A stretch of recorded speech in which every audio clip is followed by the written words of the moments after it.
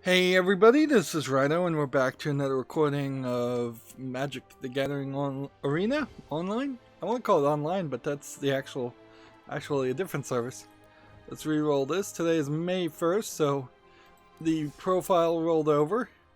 So we are down to Silver Tier 4 and Bronze Tier 3, and we have 29 days before the season ends. Which means we need to do one draft in 29 days and just play ranked quite a bit. Nothing special there. We have here, what do we have for daily discs? Theros decks. Is it worth it here to buy packs on sale? And how many packs would I want to buy? 10? Let's come on over here and look. Like, we don't have anything highlighted as new right now. Let's see. What do we have? 1, 2, or 3, or not collected of Theros Beyond Death? Almost certainly in the common or uncommon realm. Wow, we have quite a lot. Now, Theros Beyond Death wasn't particularly good cards, but we're kind of stuck with them, so it wouldn't be crazy to buy about 10 packs. We have things here, and I would prefer to do this than try and I bet none of those are actually common. I bet those are all uncommon cards. It'd probably be better to buy packs than it would be to try and craft all of these. And then, where are we with the mythics and the rares? There's still a decent number of these. And I guess we're probably going to try and avoid rare drafting There's Beyond Death cards. I think that probably is the way this is all going to break down.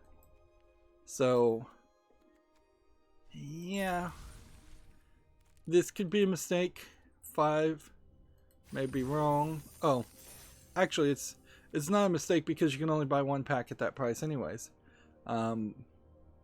So spending 400 gold is not even a big deal. And let's just double check on this. Where's There's Beyond Death over here? Yeah, one pack at less than half price in the digital service that's definitely designed around ripping you off. That's about the best deal you're going to get, and as long as we're staying free to play and as long as they're limiting us to just one pack, that works. Still no really good reason to buy skins. There is an argument though to save up for 25,000 gold and get historic anthology bundle too. So we are trying to build up our resources somewhat. I played off screen after Wednesday. We had gotten only like 3 victories, and I got all the way up to 15 victories through a lot of effort and struggle, which kind of puts us back on track, but it doesn't really put us anywhere far enough as we could have been. Certainly, there definitely have been at least 2 or 3 days on this week already where I could have played for 15 victories and I didn't, instead opting to pre-record footage, which is better and a more higher priority. So, Theros Beyond Death, this pack we got. Are we going to get anything new? We get a common wild card, and then I suspect all of these in this category here, which maybe the layout here depicts that down here you're only going to get commons, and up here you'll get 2 uncommons, and here you'll get either a rare or a mythic rare. Maybe that's the way these packs are laid out. I know that works something like that. I suspect we have 4 copies of each of these cards, so, and then there is little as exquisite I hate the audio on this Planeswalker, but I bet I don't actually have it. So when we go here, what's new? One new card, which is to say that every single other card in that pack got put into the hidden vault box that's not shown. That once you have like 1,000 extra duplicates of commons and uncommons, you get like one wild card or one mythic rare card or something along that line. It's a ridiculous trade-off. And in the vein of ridiculous trade-offs, the latest secret lair, and pretty much all the secret lairs have been way overpriced in my opinion. The latest secret lair is 5 land cards in the art style of Godzilla, which wouldn't be a terrible offering, just like a red, blue, green, black and white land cards in the art style, full frame art. It wouldn't be a bad thing if it was 10 of each of those cards for $29 roughly. But it's literally 5 cards for $29. And when you know that basic land cards are basically free, maybe worth a couple, maybe you get charged a couple pennies for them if you try to buy a bunch of them. The fact that you can have such a huge markup on the land cards is ridiculous. I would totally be willing to pay $30 for enough to play in your entire deck, and I have a hard time understanding how somebody just visually and artistically would want to have like one land card look completely different than other land cards. And it does bring about this thought that if somebody really wanted to play those land cards, they're going to have to spend $300 just on land cards. And since you can't just buy, say, 10 reds, you potentially are going to have to, if you play like only red decks or you only want the red land cards, you'd have to spend $300 on those secret layer drops, which you may have trouble buying 10 copies of the same thing, because it sounds like their delivery and their numbers are small and limited. Then after that, you'd have to try and go to a secondary market and sell the other 4 colors because you just only wanted the red land cards. Or if people bought them and actually played them, which it really feels like these secret layer drops, like you're buying those to stick on your wall. You're buying it just to display it somewhere and never actually play it, which the art's not that good to justify $30 for 5 cards. Maybe I'm misunderstanding it. Maybe it really is 10 cards or so. Here we've got something good, but so far every other pack has been basically nothing new. We pretty much have everything. So we're much better off rare drafting. Yeah, I couldn't imagine someone aesthetically. Let's see, so we got a 4th copy of this, 3rd copy of this, 3rd copy of this, 4th copy of this, 3rd copy of this, 3rd copy of this, 3rd copy of this, 4th copy of this, 4th copy of this, 3rd copy of that, 4th copy of that, 2nd copy of that.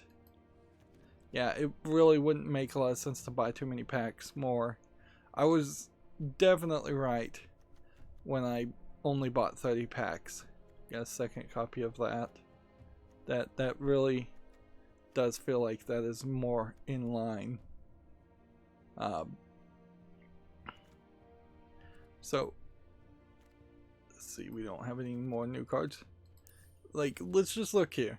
If we were to look at lands that we've collected, and we just go with basic lands in particular. I don't know if we really need to go any further here. Who would want to make a deck like this?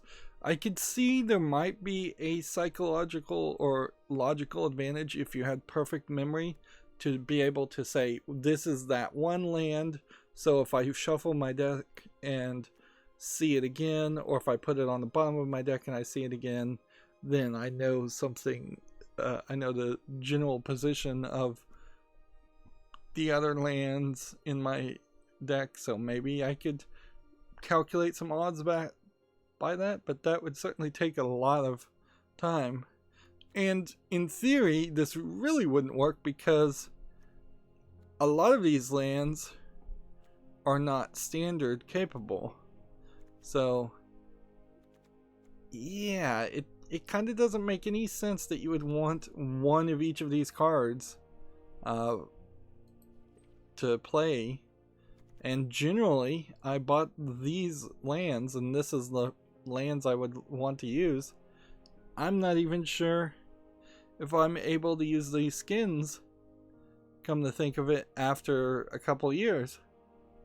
So they definitely are wasting their time. They're wasting their resources having 4 different, or in this case I'm saying 3 different basic lands just for planes for Ikra as an expansion. Like, why are they allowing people to be paid to make these different lands? Why not just take something like this, make that the standard land, make this the 2020 standard land art, and change up the land every year once, pay somebody to do something relatively nice. They're just kind of adding variety to things that are, again, basically worthless, just to promote an insanity of a need for variety, or a desire for more skins.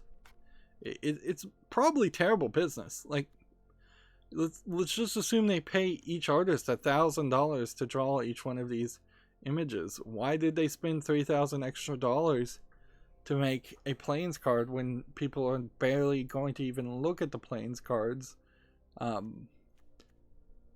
for each expansion?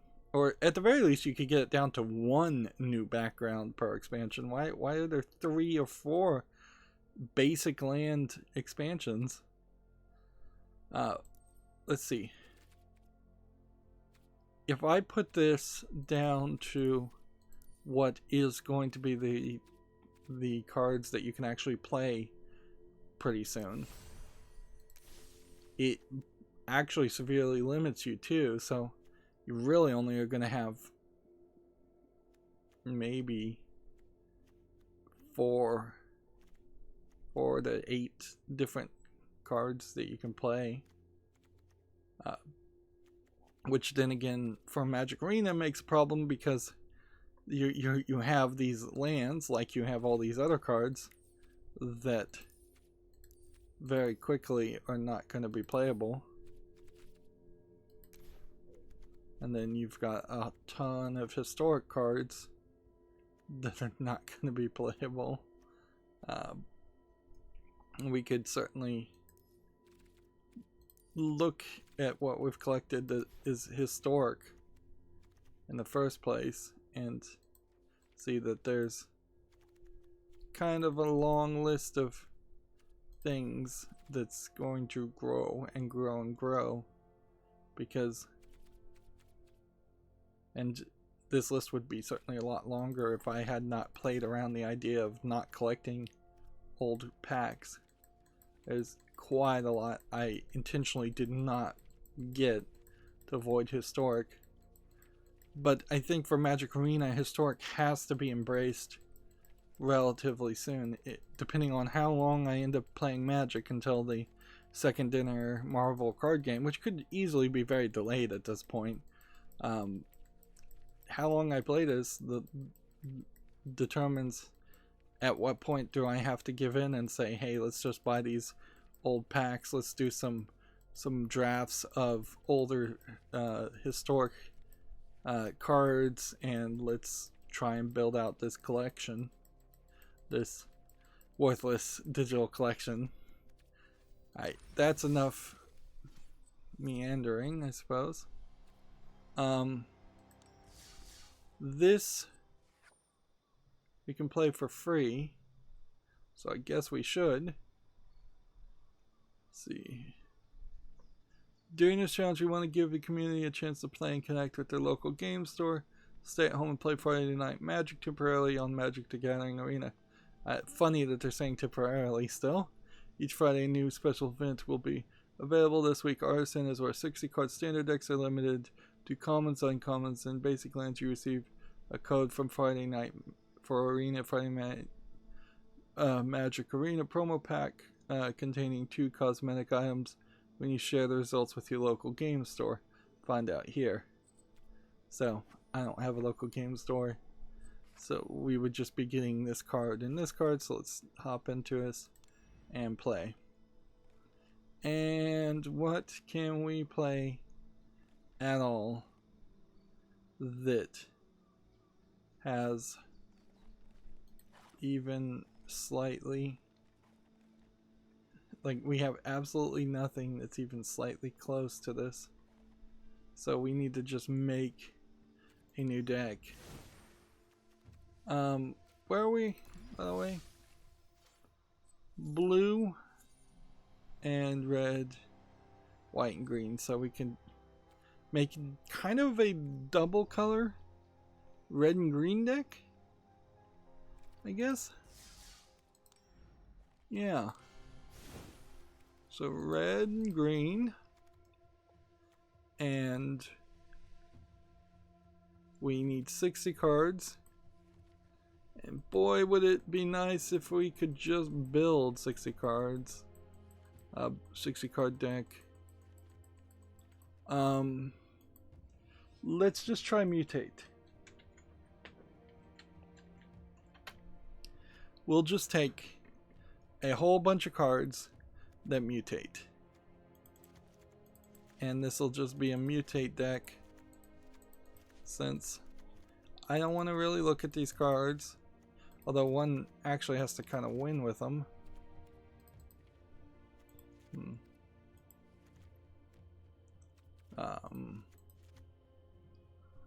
And let's see, this would be now that point we would need a creature cards, so we'll search creature, or do we filter this way to creature?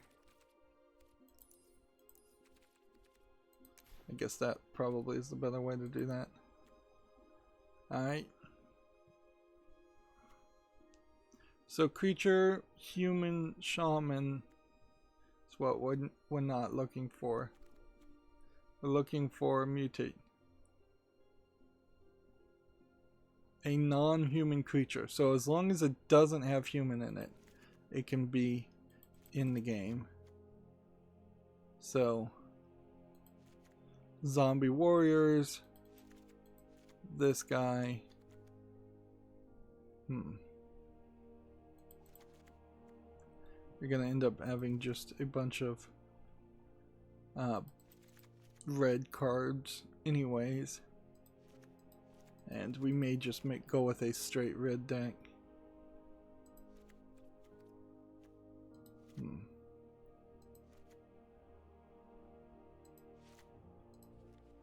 How much further can we go down this direction? Okay, well, then we want to get rid of this and that and that and that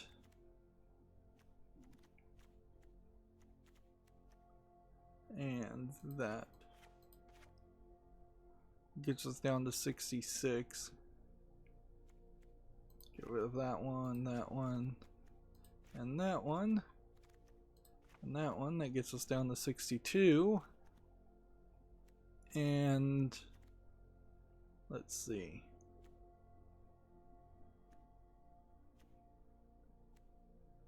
Zombies, probably not a great strategy.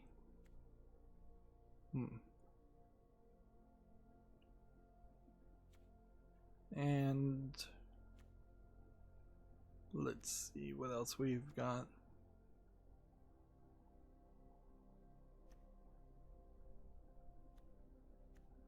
Do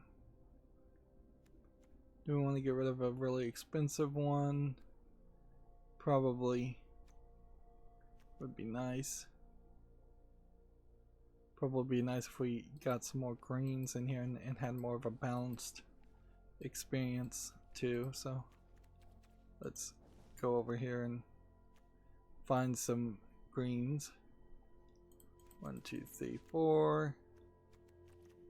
And we'll get rid of that and see if that balances it out a little bit more.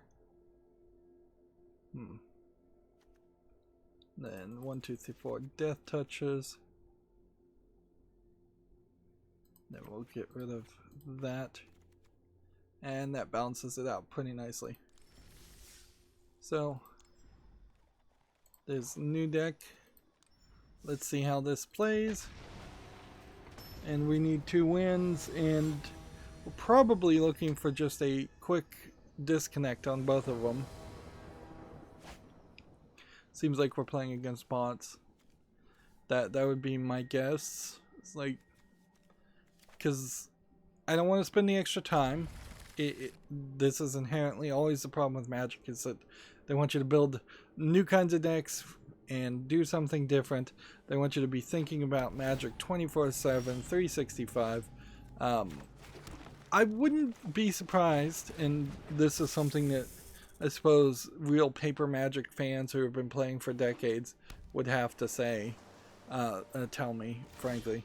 I wouldn't be surprised with all of the stuff that's happening these days if people have not been capable of finally breaking their own personal Magic the Gathering addiction, and that they're playing a little bit less and thinking about it a little bit less. Although I imagine there will be some people that went the exact opposite direction and are just playing it way more. I am certainly coming from a weirder perspective than I think most people, because I am someone who played during like Ice Age, and then got out of playing Magic, and kind of gave it up. So probably should have played a green there, but actually I don't think it's gonna affect me much.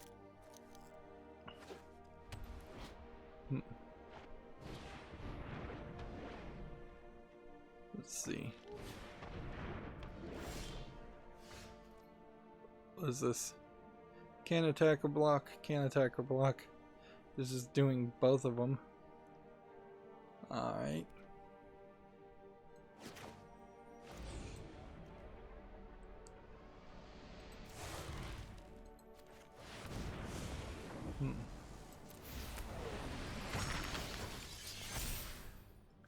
And now I want to get some greens on the field.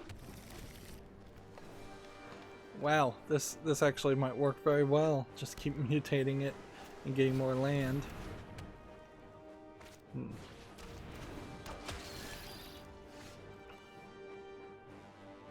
Let's see. Trample on the ground. Do I have enough to mutate it?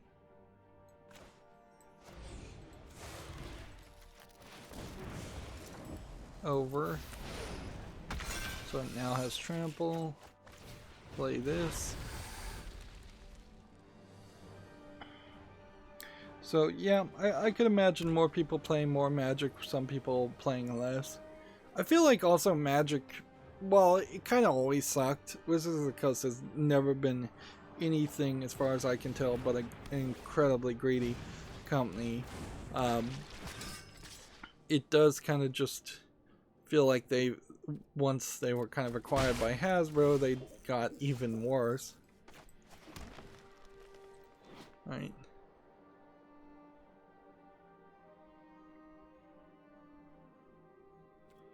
Well, mutate on top of this over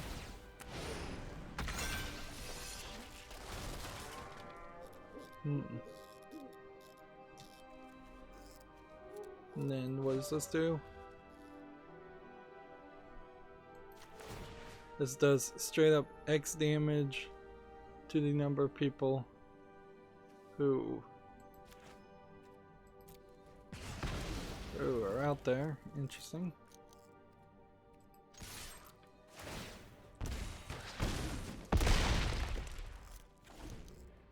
Wow, this deck actually is somewhat working.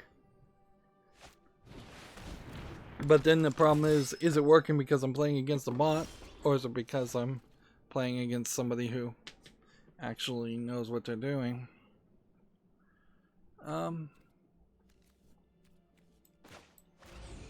Mutate on top of this. And then we'll take another green. And then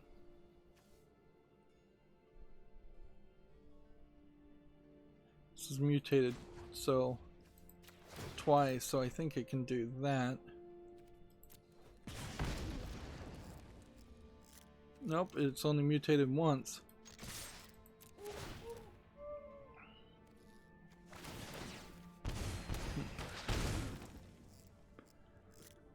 Alright, well, I've been playing the Turing test.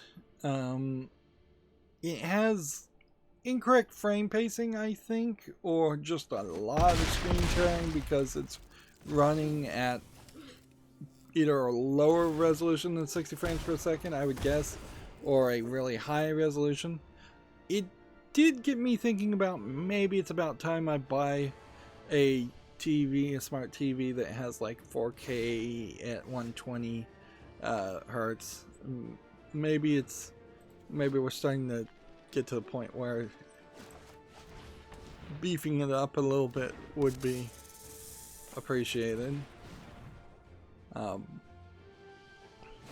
But frankly, the Turing test is probably not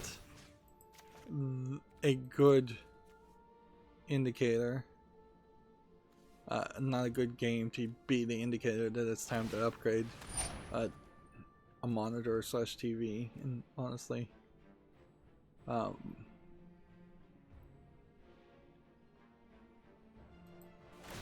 gonna sacrifice to block this.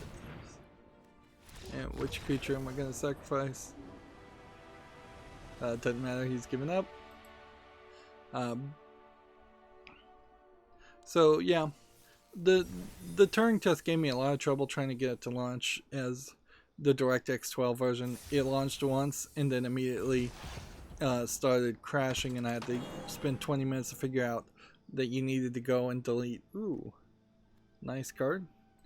You had to go and delete some pre-rendered textures, and I don't know if it was because I had two monitors open that caused the problem, so I disabled my second monitor and then launched it, then re-enabled my second monitor, and it's just kind of running. And yeah, screen tearing, launch problems. There's some pretty bad writing on it. It kind of shows that the computer is going to be the bad guy, or it implies that the computer is going to be the bad guy from the word go, and I'm over the halfway point and it still feels like it's pretty obviously saying that the computer is the bad guy. There's a early extra part that I did where it straight up said that the character playing as is a robot, and I'm like, okay, the The character I'm playing as is a robot. So, I mean, it really just doesn't seem like it wants to build up anything. There's a point where you get into the crew's quarters, and there's just so much asset flip Unity stuff, for lack of a better term, around things that you can pick up and rotate, but they don't have anything on them, or anything that that's important. And then too many little tablets and emails, a lot of stuff on the screen that I just can't read. It's too small, and there's no way to pick it up. The audio logs in the game don't have subtitles, even though the rest of the dialogue in the game does, which makes no sense. There's one puzzle in particular where you get a prompt on screen to tell you how to run, because you have to learn how to run, and it doesn't explain the prompt, so it just feels like the game glitched and put a cursor indicator on the screen with no explanation.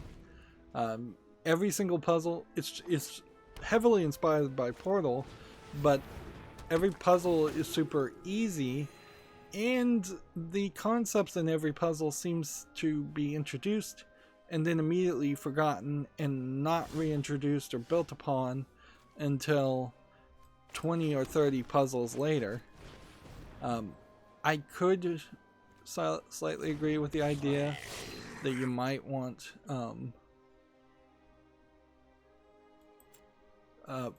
you might just not want to have a I get the idea that you might want more puzzles than what Portal offered. There is that idea, but they're kind of not doing anything. Also, I'd say the Turing test is very less physical than Portal, because in Portal you're flinging yourself and jumping and kind of running and really playing with the physics a lot more, whereas the Turing test you're kind of just standing on a flat platform area. You could easily have converted the Turing test to a top-down 2D game and it would have worked exactly the same. There is, I think, also a element of the fact that this game was published by Square Enix, and it feels fairly obvious that Square Enix cut the funding, and they would have wanted more money, and they needed more money to finish the game, and that just didn't happen. Alright. 1 damage to each opponent. 1 damage to each opponent. Attack.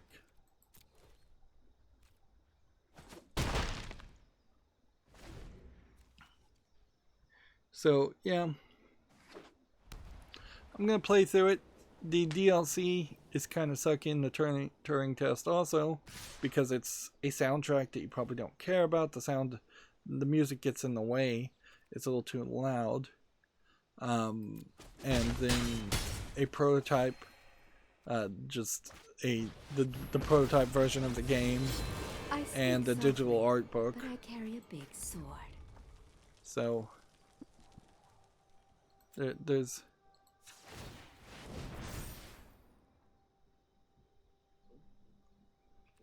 kind of nothing.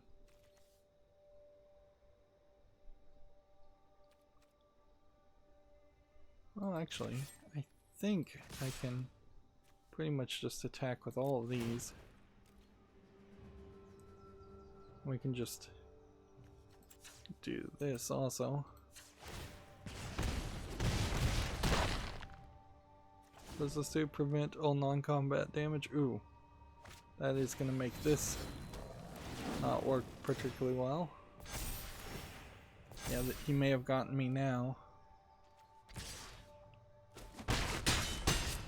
See, I was kind of willing to do tit for tat, and now I realize I shouldn't do that.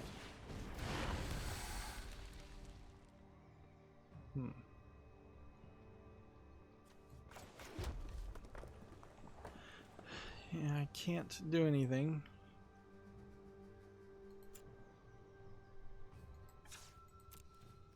So I'll just do no attacks, nothing. See if we can increase our health and attack.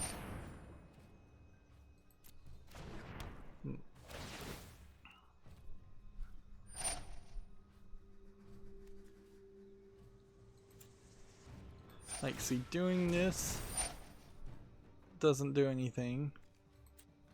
And activating this ability a second time I can't afford. So you get that to a 4/4. And then let it resolve, and then we've lost.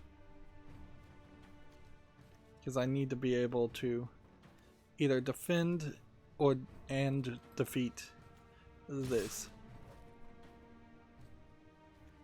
And so the best case scenario we have here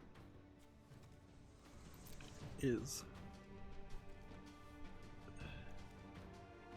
doing something like this and this, and then gotta block that, and then probably should block that.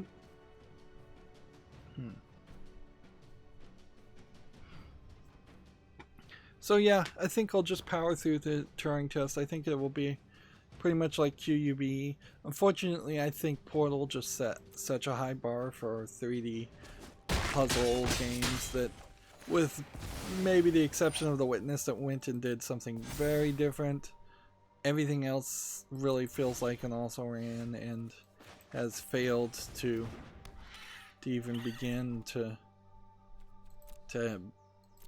be as polished or have as good things. I would say the Turing test has a problem in which every single time you walk into a puzzle, you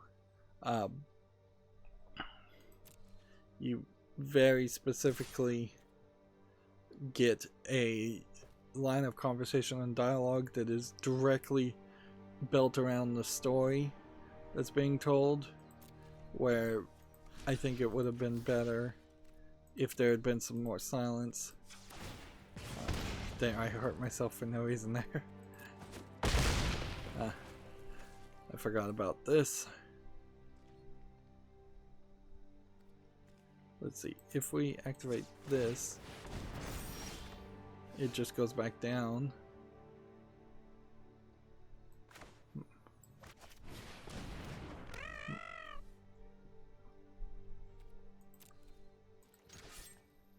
Let's see. I can't do anything. I have to just do no attack. I've lost. Yeah. The thing I think that Portal did so well is that they had GLaDOS kind of constantly talking, but also kind of not talking about the same thing over and over again. They set it up at the very beginning of the story in Portal 1 that you're just kind of having fun doing these puzzles. It's not until the twist in the middle of the game that you realize, oh no, your life is actually in danger, and there's GLaDOS is literally trying to kill you, or at least is going to kill you, regardless of what it's trying to do or not. And you had that one puzzle that was kind of a building block puzzle near the middle of the game, where you had to do all the things that you'd already learned how to do to get to the end, to then realize that the end is just a giant conveyor belt in the flames.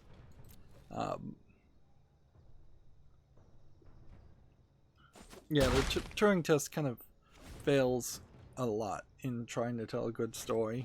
It also fails at trying to be really thought-provoking, because it is really just talking about the Turing test.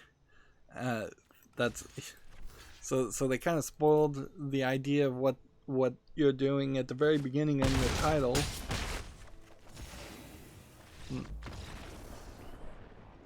I suspect there might be a reason, a little bit of an Easter egg, to play the game a second time, particularly because there's a code to unlock the captain's quarters at the very beginning of the game, and if you had a walkthrough or if you find the code, I think you find the code in his office. I did see a number there in his office on the base, on the planet, or his crew's quarters, I guess is where the code is, not his office. The code to his office is in the crew quarters of the captain. So there might be something that drastically changes how the game plays, and that you might be able to run through the game with a new ability a second time. But I'm not sure I'm going to really like the Turing test enough to go through that. There probably is some at the very end of the game choice or decision to make. I haven't looked at the achievements, so there might be a reason to try and get ending A, ending B, ending C. All the puzzles are super simple. It almost seems like, though, if they're going to have you run through the levels, they might as well just have you run through the levels as they are already solved. There's not a lot of reason.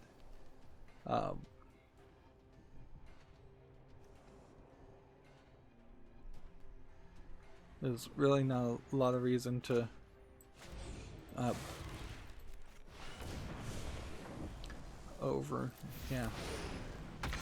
to make a player go through the game a second time, because the puzzles are just too simplistic. And some of the extra puzzles do have you do something a little bit more crazy in finding the solutions compared to most of the puzzles, but most of the basic puzzles are super simplistic. Like, clearly there's one solution, clearly anybody should be able to figure it out. The idea that this computer AI can't figure it out and solve the puzzles is pretty ridiculous. And they try to explain it away as, oh well, he's been specifically programmed so that he can't be creative in his thinking, to the point where an AI wouldn't be able to solve the puzzles, and it really doesn't make any sense at all. It implies then that the AI computer that you're working with that can't solve these puzzles and thus needs you to solve the puzzles would be completely useless as an AI, and it might as well at that point just be a dumb interface where the computer would just take commands and respond back. Susan Wojcicki, the CEO of YouTube, is tweeting up kind of a storm. 2 tweets, 3 tweets at the same time. That is typically not how often she tweets. Right. What does this do? This creature does X damage. So do I want to do 2 damage on vigilance? Or do I want to get +2 until the end of the turn?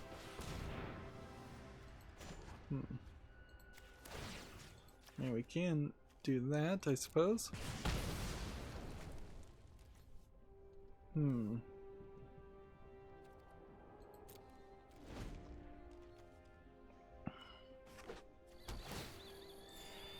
mean, I got rid of 1 card, but that probably wasn't the right move.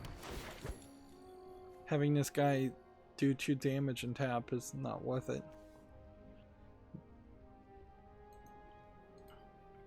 Well, we have a decent amount of news today, and I've been slow this entire week. I seem to be getting slower and slower as far as game news.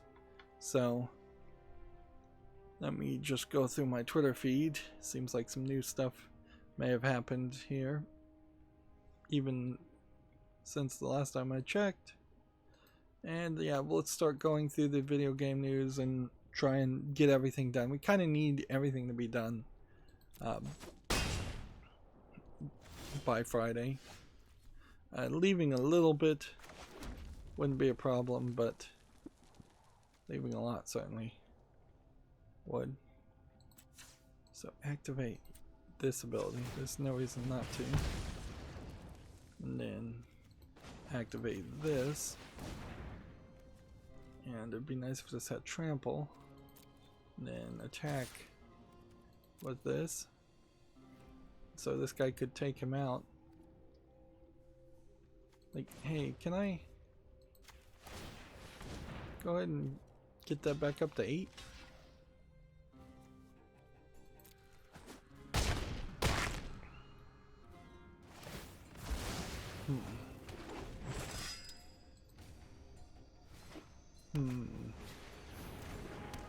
I could just destroy this, but I don't have any cards that would destroy this. Let's see. Gamatsu has an article, Kohime Inbu Roi Ra Ra version 3 PC test beta is now available. This is a game I have not heard anything about. It looks like a ninja girl in a bikini, so I don't know what we're in for here, although I have suspicions.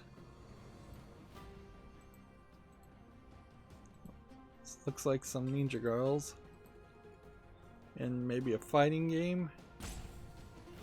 Yeah, from the Geisha, which I don't recall the Geisha being particularly known for making fighting games.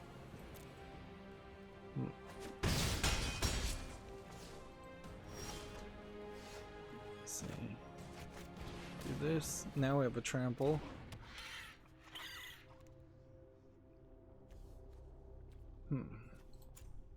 Go ahead and activate this ability. I can activate this once, not twice.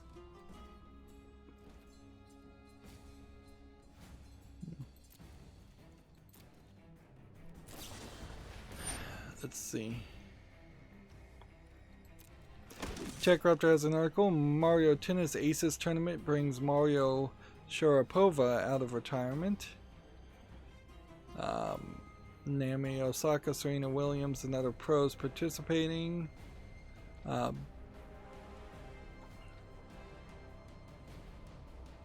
see, but I guess this is a thing where you have to watch it on a Facebook page. Tennis is a weird thing because I certainly have been thinking about this as we're approaching summer or entering summer for the kids that have been homeschooled at this point. What can they really do? What can they go outside and do? Like soccer clubs, baseball clubs, basketball clubs, all of those usually require you getting in large groups, which you probably don't want to do with social distancing. Then you also run into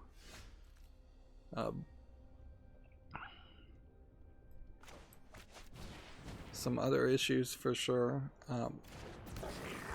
So if you want kids to just be able to play a game in like a backyard, and you don't want to have to buy a bunch of items for that matter, you're going to be fairly limited as far as what you can actually do. Yeah, that totally didn't work. That totally didn't do anything.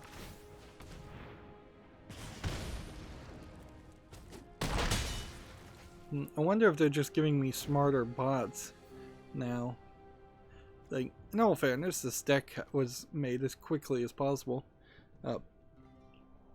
So yeah, you could probably set up a volleyball net in the backyard and have enough space for that, but then you don't have really the sand for that. You probably couldn't make a tennis court and do any tennis. You probably couldn't you can put up a basketball hoop if you have a paved area, well, usually like a driveway. You could try badminton. I suppose that's a little bit less aggressive than volleyball as far as throwing your body downward onto the ground. And I guess maybe you could play badminton on grass. There's really not a lot there. You can get a trampoline, and trampolines might be your best bet. The problem with trampolines, of course, is you need to stake them to the ground, and you kind of need to disassemble them, or they're going to eventually get flown out the window as soon as a large windstorm happens. And they are big things, certainly, that kids may grow tired of fairly quickly. So a season or two with the trampoline and then donating it to somebody else with younger kids is probably the best way to do something like that, if I was to guess. But yeah, we definitely this summer, people with kids that is, are definitely this summer going to have to struggle. You could get a pool, like a above ground pool. That's something that lets people cool off. Yeah, that'd probably be a good idea. Like, but if you're going to properly do an above ground pool, you kind of need a flat surface too, so you don't puncture a hole in it. And pools are a nightmare as far as filling up with water and keeping clean, whether they're in ground or above ground. And that's when you typically have a lot of parents just opt for something closer to like a slip and slide. Something that you would attach to a sprinkler, something that's small. You can have swing sets and such year round, but that's not going to help much. Things like bicycles, though, are probably out, as you don't want your kids wandering off, and that's going to be part of the problem, certainly, is that you want to keep them near, you want to keep them around, away from other people. A lot of things that I've just mentioned, basketball, pools, trampolines, all of those highly social activities, if you want them to be. Like, it is not uncommon for neighborhood kids to pop up and hang around and all of a sudden become good friends with the kid with the swimming pool.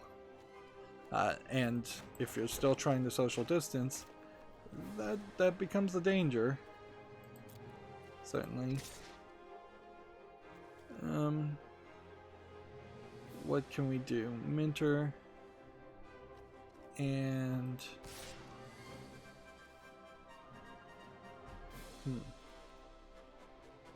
let's see, 2 attacks and then activate ability. And then can we activate this ability? Nope, because we can't afford it. So that was dumb. I should have decided first if they were going to attack with somebody first. They totally wrecked me on that one. And I can activate that ability. You can activate this ability.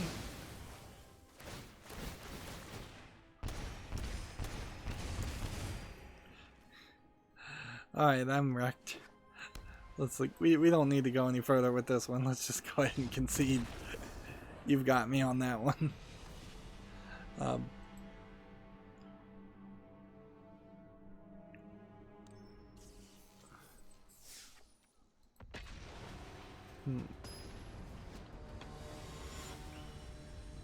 Let's move on with the news, though, instead of me speculating. Yeah. Interesting. Interesting. Over here on Steam, I have a slickdeals.net pop-up showing up on Steam for this game, Goblin Summer Camp. I've never seen that before.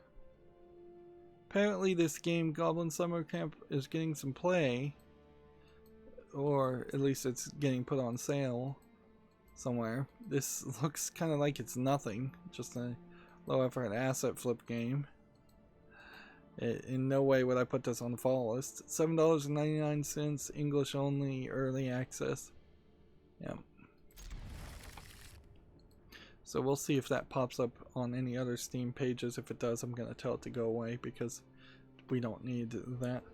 I do recommend using slickdeals.net, but I've never really seen it be super helpful for video games, other than the fact that it will point out when the occasional game is free on a cell phone, like Hitman Go right now is not Hitman Go, that was free about a week ago.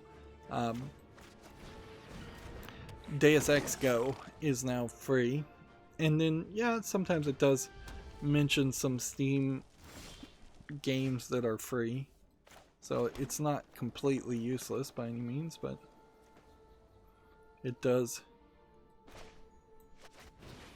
often just give you links to free Steam games that are not really, they're barely worth owning. Like, that's where I kind of like the Humble Bundle more, is that the Humble Bundle makes you pay, but you're paying to donate to a charity very often, depending on how the payment breakout is done. And because it's above the level of free, you tend to get at least decent AAA games. Not AAA games usually. Usually it's like AA games or single A games, but it's not grade F games. It's not C or D games. In most cases, it's not total garbage that nobody's ever heard of.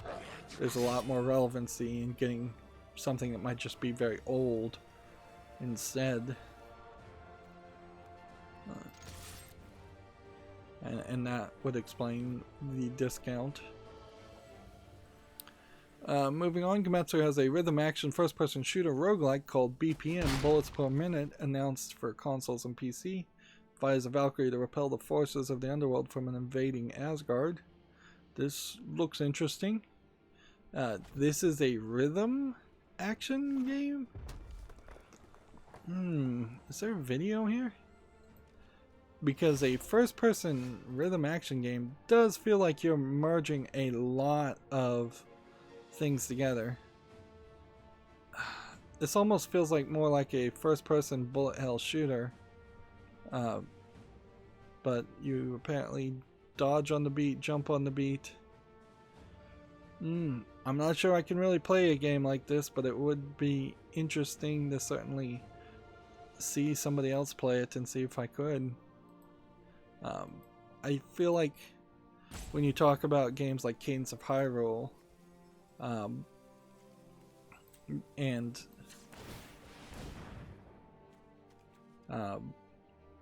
Cadence of Hyrule and the game before that it's a spin-off of, I can't remember the name of that game. Those rhythm games were interesting, but totally felt unapproachable by me, who has no rhythm. There was a Reddit post about a week ago where you could take this online test, and I was suckered into taking it. Don't ever take online tests, because they was just asking like all kinds of statistics and things like what's your age, what's your gender. They're just trying to really get a profile of you that then they can tie to some kind of super cookie and your IP address, so that they can then use that against you in some other way, and probably to advertise to you. That's what all those little online tests was. It was quite surprising that the Reddit link to it. And after all is said and done, it was to test whether you were tone deaf. It didn't even really give you an answer. It just said, well, you're in this percentile, you got this many right and this many wrong, which doesn't really answer the question in any means.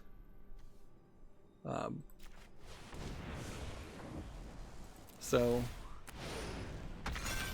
I found it very disappointing and pointless. I should have played it green there.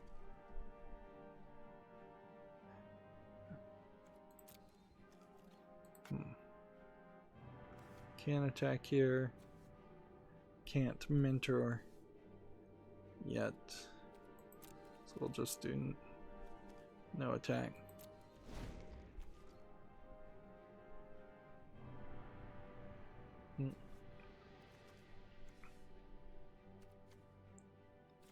See, we can't put this under this.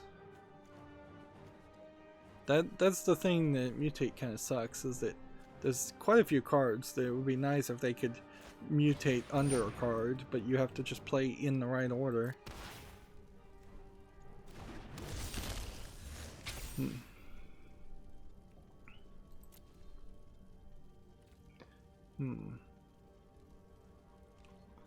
Yeah, bullets per minute sounds like an interesting idea.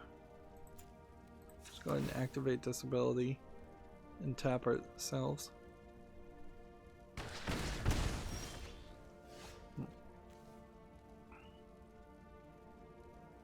Let's see. Well, this would get Minter on top of this.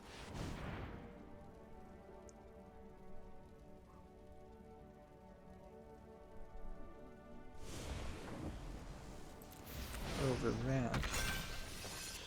And then this could be put on the ground.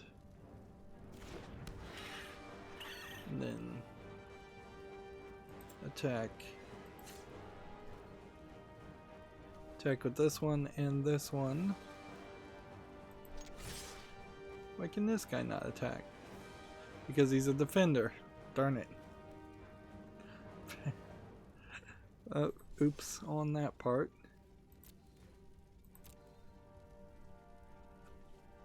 Maybe don't mutate on defenders. TechCraft has an article, COVID, the outbreak announced for this May, which apparently is a game. It looks slightly more polished than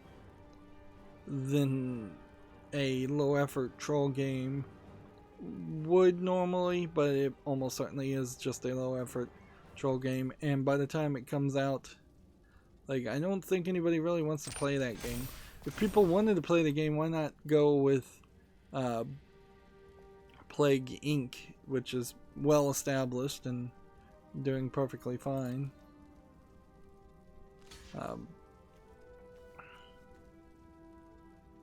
Okay. So he's gonna block that.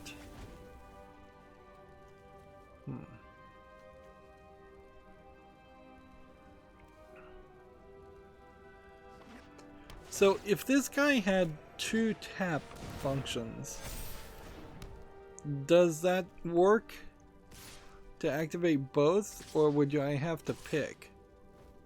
It's an interesting thought.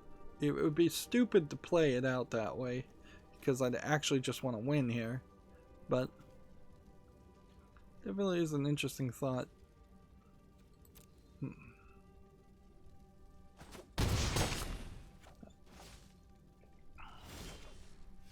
Okay. So, mutate this on top of this.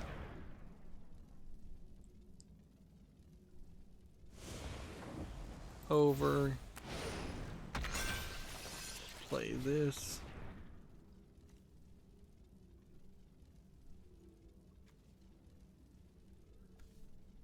short on land. Attack here for 5.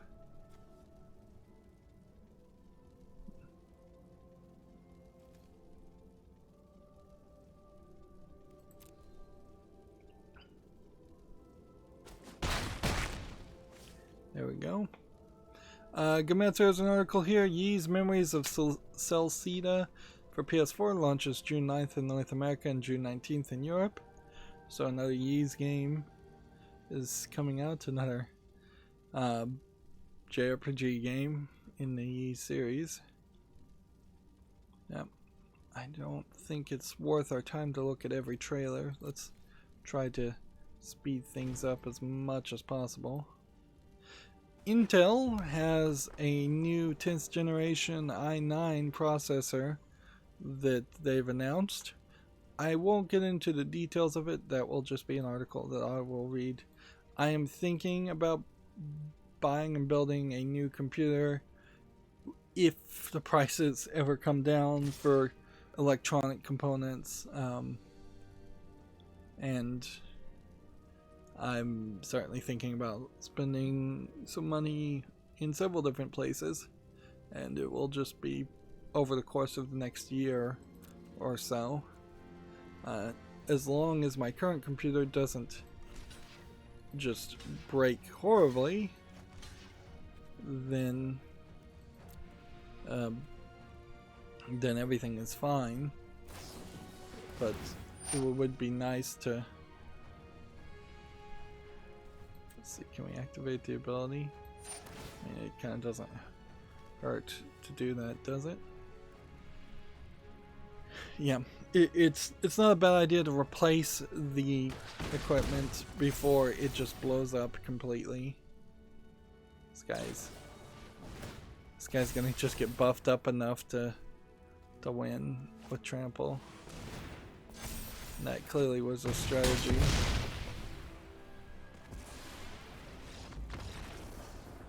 Probably should have seen that coming. The main mistake there was mutating onto a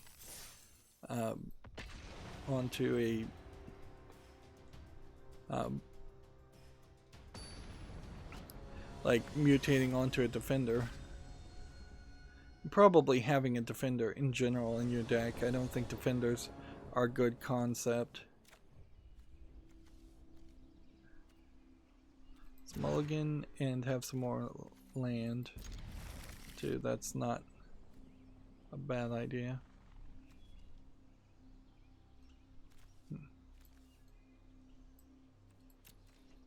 Gametsu has an interesting article here. Darkborn is no longer in development. Now, Darkborn is a game, if you don't remember it, that was kind of teased out and announced and looked weird.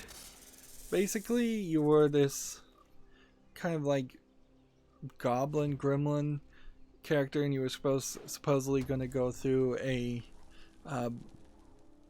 heart-wrenching tale of kind of, I guess, speciesism or allegory to racism, and you're just trying to survive, and yeah, that was the general gist of it as far as what they had teased and shown in that one trailer. Here you can see you're kind of like this almost humanoid, a golem griffin. It's supposed to be a first-person action fantasy game. The developer, The Outsiders, has announced that it is no longer in development. They're working on something else. They're working on something new, something awesome, something they hope to announce very, very soon. You kind of don't make a press release like this unless you're trying to get out in front of somebody else announcing that it's no longer in development. And frankly, I don't think there was enough hype around the game for that to happen, so it becomes rather questionable as to why they bothered to even make this announcement. It doesn't really make a lot of sense.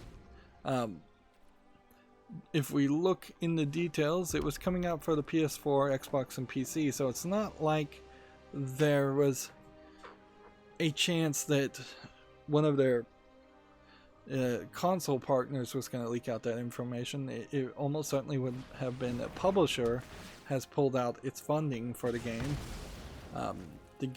Or they've just run out of money. But if they've run out of money, then how are they developing a new game?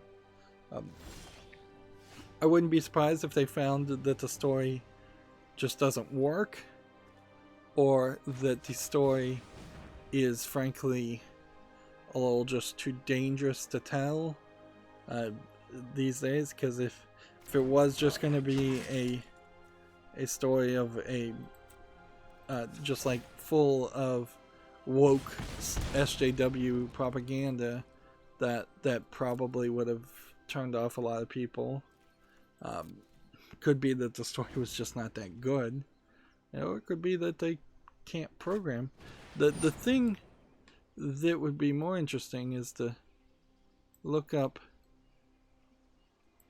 the Outsiders in general.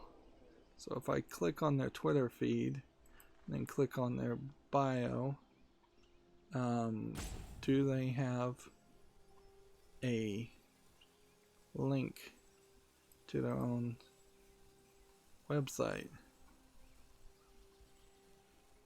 Like, I'm looking at the tweets, and it looks like they're just trying to hire people. It's just job listings and job listings and job listings, most of which are from several months ago. So maybe they lost some people.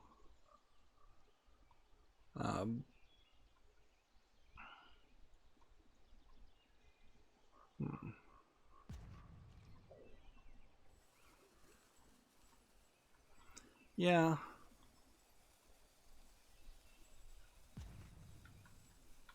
I'm not seeing any tweets around anything other than hiring employees and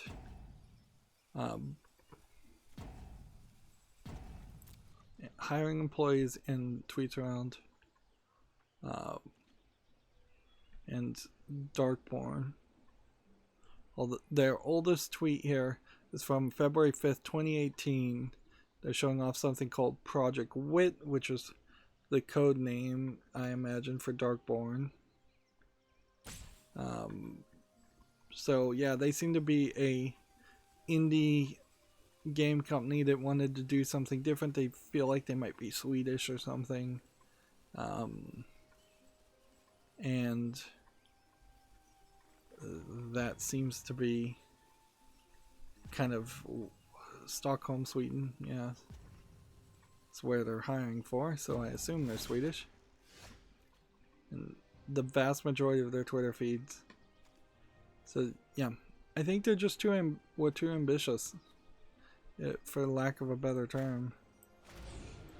It does seem like they were trying to do something that looked a lot similar, had some similarities for sure to something like Hellblade: Senua's Sacrifice, without realizing that the team that made that game actually had a lot of established talent and actually had a good writer, and they brought in mental health specialist referencers to really build up that character. And in the basic of basic ideas, Hellblade has a visually attractive, interesting looking female character that they could promote and put on the cover and show off. Darkborn has a pretty ugly looking kid that only seems to get uglier as he ages up. There's no attractiveness there in many senses of the word, and that certainly isn't going to help catch a random passerby's eye. But yeah, I imagine they had some investment that fell through, and with everything that's going on right now, I wouldn't be surprised if investors are pulling back if grants are getting rescinded and not refunded. I wouldn't be surprised if the government of Sweden themselves were giving out grants and then they just used up the whole grant.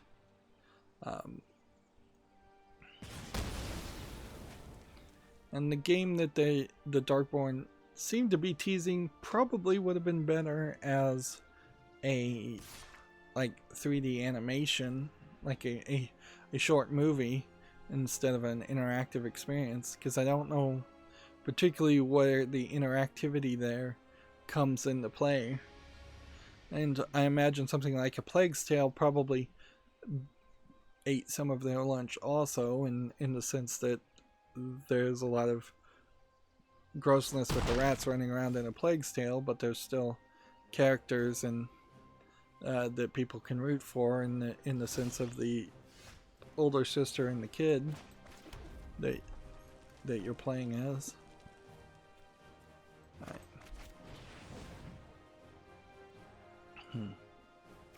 These guys keep wrecking me.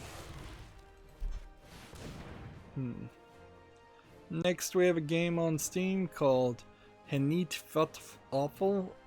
This is either random gibberish or this is actual Viking languages, and that might be Viking.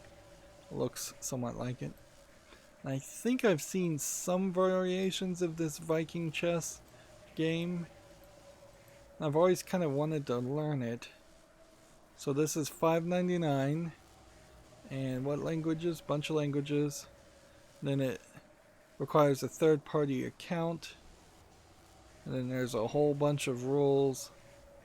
I'm not sure I'm willing to make a third-party account, but I am willing to put it on the file list and see where it goes.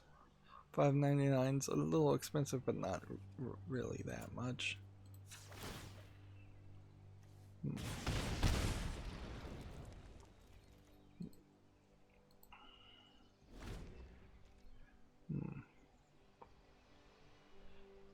Endemic Creations Twitter feed, Plague Inc. /Rebel Inc.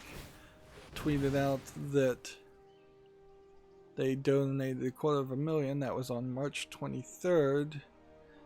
But they're looking for beta testers 30 minutes ago for a new Plague Inc. update on Android to significantly improve the user interface. And you can sign up if you want to be a beta tester on that. I wouldn't be surprised if there's a lot of improvement you could do on the Android version of the game. The UI of Plague Inc. is unique, but not particularly efficient or great. See, Mentor. What does this one do when we activate it? This taps to do 1 damage. Seriously?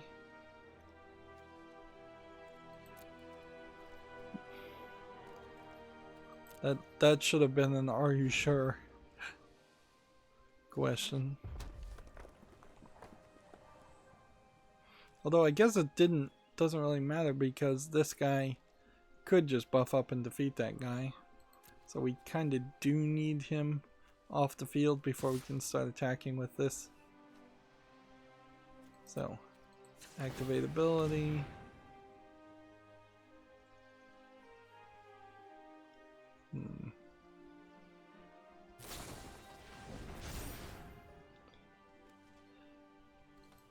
And then just like no blocks.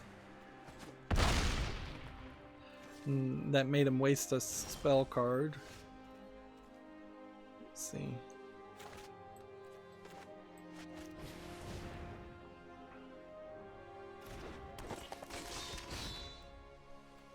I'm gonna go ahead and attack with this one. Attack with that one. TechRaptor has an article. Frosthaven Kickstarter is the most funded board game on the platform. TechRaptor still talks about tabletop games more than my liking. I guess that's my two major complaints about Tech Raptors that they promote things and they have advertising for games, and particularly Nutaku games, way too often, and then they talk about tabletop games where they would be better if that broke up. They probably should take Tech Raptor and make it be about technology and computers and gadgets, and then they should have a games Raptor, and then they should have a tabletop Raptor, and spin off their company if they got big enough to really justify doing that, which they probably won't ever. Tunkraptor has an article here. Apex Legends Season 5 introduces Loba, quests, and more. Apparently this is Loba. So if you're still playing Apex Legends, I'm sure you're going to be excited about that.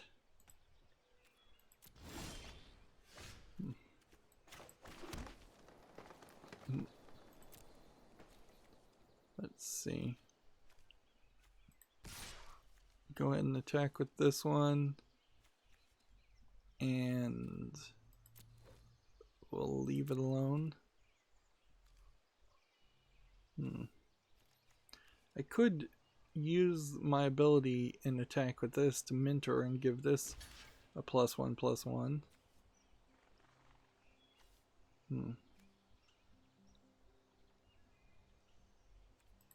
Let's see how this goes.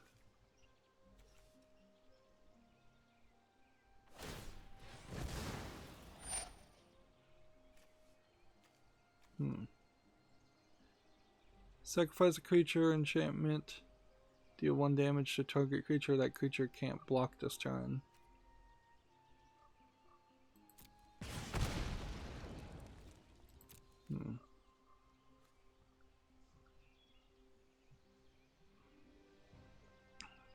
Still seems like they're going to let me through with that attack.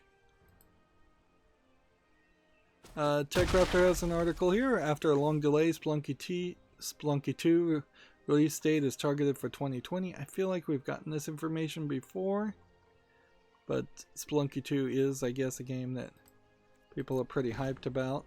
This guy's good gaming me, or this bot is good gaming me. Seems like it's a real person now.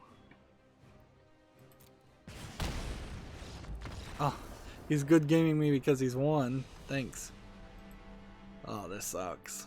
We're getting into the bad situation, certainly, where it's getting harder and harder to. We're not getting any wins. Next, we have a game on Steam called Animal Farm China. Probably no reference to Animal Farm the book, which is, I believe, a story about fascism, which probably would not fly in China. If anything, this seems like it is a low-effort Chinese game that seems a little weird. It's early access. English doesn't support it. It's $4.44 and Chinese only. I thought the number 4 in particular was considered bad because it sounds like the word death in Japanese.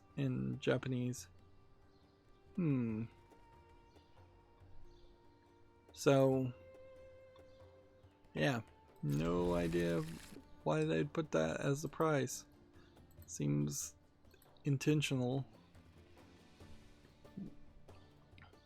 Obviously, that game's not making it to the fall list. TechRaptor has an article. Xbox Series X gameplay first looks stars Assassin's Creed Valhalla on May 7th.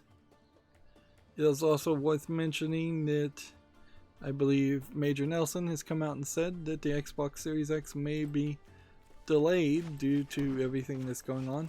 I'm trying actively now to not say the name, just in case these videos ever do get monetized again.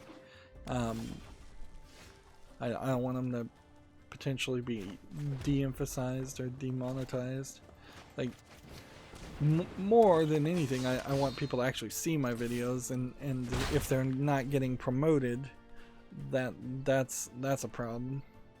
Of course, they aren't. Next, we have a game on Steam called Zoria Age of Shattering Prologue, which seems to be yet another game that is a demo. All of a sudden, we're starting to see a lot of games come out as demos. There's nothing wrong with this. It looks like it's a top-down Diablo-esque RPG game, fantasy RPG game. It says it's turn-based, party-based RPG experience. It's free. It's English only, and the actual game is coming out in a while. I think an executive decision at this point has to be made, though. Like, no more putting demos on the follow list. If they want me to put something on the follow list, I'd be willing to put the actual game itself on the follow list. But no more demos. And pretty much we are already at the point where I don't want to put games that aren't out yet on the follow list, so that pretty much means I'm going to just ignore all future demos, even if they look fairly good, because I'm really just going to make a lot of extra work for myself and when next time I need to do a follow list cleanup, simply because there'll just be all these demos and all this garbage on it on the page that's unnecessary. Right. This one. This one mutates onto this one and put it under. And we'll play the red. And then that lets us play a green. I should have played a green then played a red. That way I could play this. But whatever.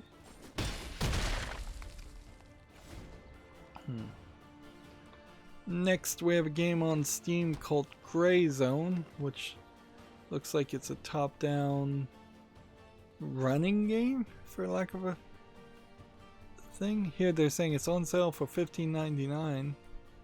Looks like it's kind of a real-time strategy game.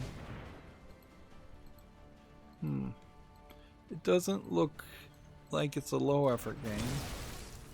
I'm not sure if it's a game I want to play, though. Early access, $15.99, English, full audio, bunch of other languages. I guess what it comes down to is, do I want to spend another 30 seconds looking at this game, trying to determine if I want to put it on the follow list, just to probably say, in an abundance of caution, I'll put it on the follow list, or just skip to the end and just put it on the follow list. That doesn't inherently mean that it will make it any further than that, but it does help. Alright, what does this one do? This could sacrifice. I could sacrifice the creature and put a 1/1 on it. But if I did, I would tap it. So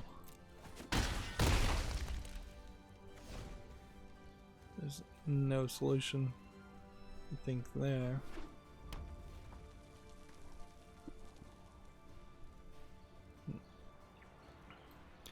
This one, what does this do? Yeah, whenever you cast a non-creature spell, untap it. So you could tap it, cast a spell, untap it, and do 1 damage every time it taps. So I could potentially, if I had 3 spells in my hand, win just by doing that. But I don't have to really worry about that. I can just let this guy attack me, unless they can buffer him up with the 5 cards they have and the 5 mana he has, to the point where he does a significant amount of damage. Let's see. Next we have a game on Steam called Train Station Renovation, which again feels like you're doing somebody's job. And it does seem like it is a weird Viscera cleanup crew type game, just lower quality. It's early access. It's discounted to $12.74 English full audio with a bunch of other language supports. It is from the same people as Train Station, as House Flipper, but I would say House Flipper in particular, its initial launch was pretty popular and very possibly overly hyped, and then the rest of the game seemed to kind of forget about all of that, and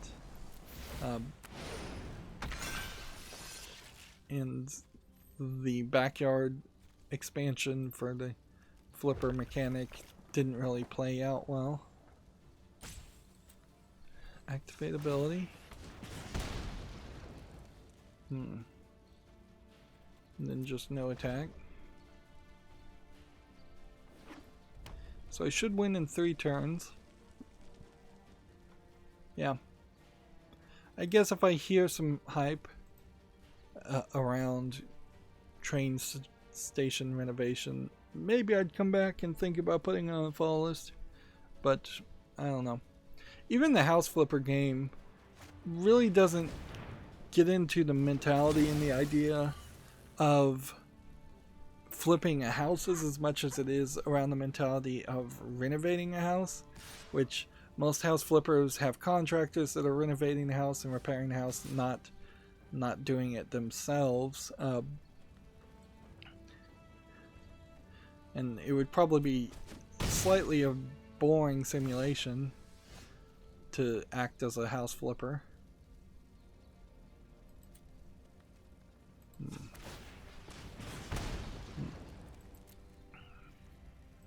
And it kind of is a boring game if to act as a house renovator or repairman, contractor, because again, all of those are just doing somebody's jobs. They're not inherently fun things, not things that you can easily manipulate into a gameplay mechanic. They're very OCD. Moving on, either I have started seeing a lot more Magic the Gathering articles going up, or Magic the Gathering is becoming popular again.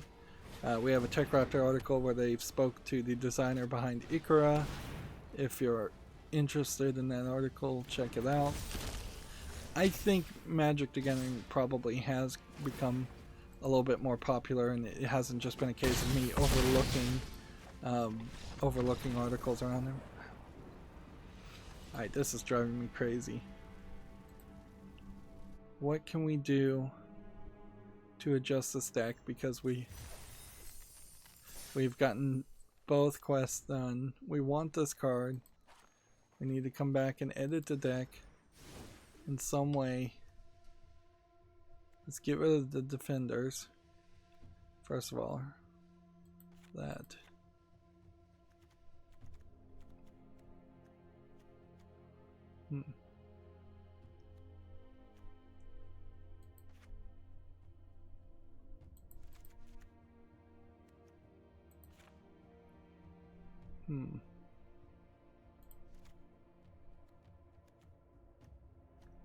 Is there something else here to do? Ideally, what you'd want to do, I think, is just come over to the red cards and say, give me something that can do some spell damage. 1, 2, 3, 4. There we go.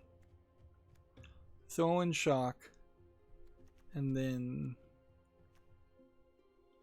get down to one of these and one of these. One of these, and then get rid of all of those. And then come back and give as many copies of these back, because I think that works better.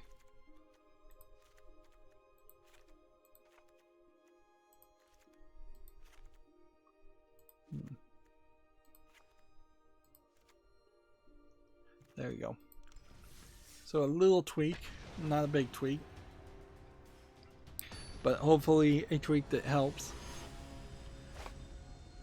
Next we have a game on Steam called Nimbata's Drone Creator, which this is probably a game I should have skipped immediately. It does look very much not like a game, and and more like a test demo. Free to play, whole bunch of languages, allegedly full audio in all of those languages. Yeah, nothing impressive there.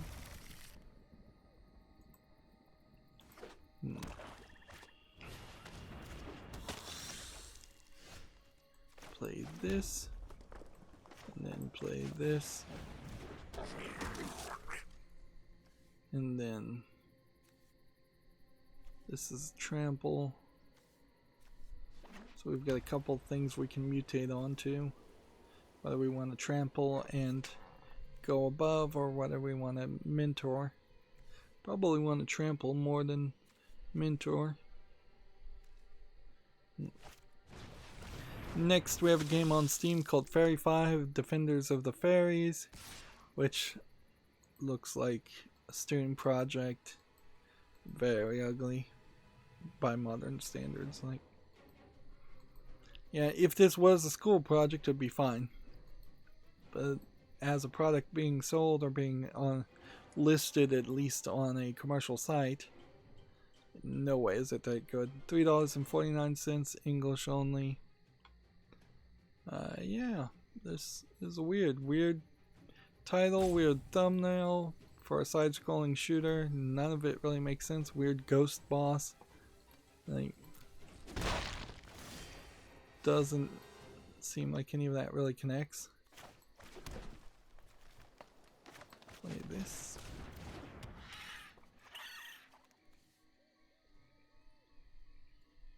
So we want to mutate this, and then this, and then this, all onto one creature. If we can get that to happen, that would be great. OpenCritic has an article, Assassin's Creed Valhalla revealed with even more of an RPG focus. Also heard that the actions and the storyline of the present time seems to be a bit of a focus in Valhalla too, where it seems like in the last couple of expansions there really hasn't been much of a modern time focus.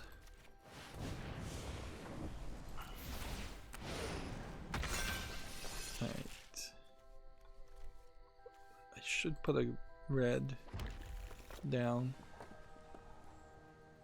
because I have 2 greens. And I cannot really do anything. I'm gonna have to block one of these guys. See, this guy is just kind of playing a basic white and black deck.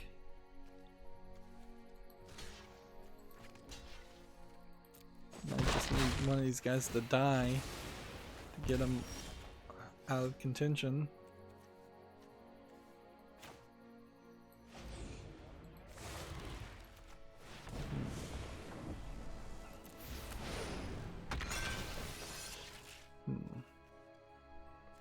Go with a red, and then a green,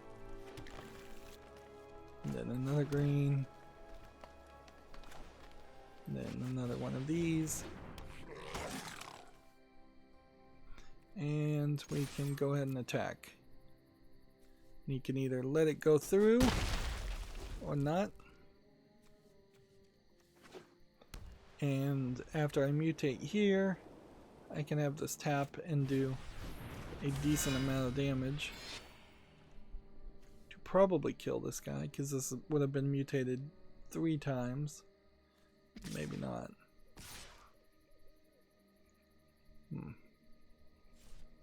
So yeah, Assassin's Creed Valhalla catching people's attention, as pretty much every new Assassin's Creed game that comes out, it catches people's attention. But it'll be a while since it comes out, and frankly, the new generation of Assassin's Creed games are not quite as interesting to me as the old generation of Assassin's Creed games, because now that they are effectively RPGs, you have to kind of compare them to JRPGs and other RPG games out there, and when you hold them up to that comparison, I'm not sure they actually succeed. Let's see.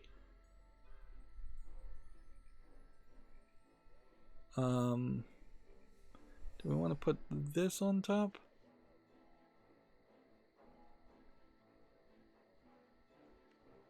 Yeah.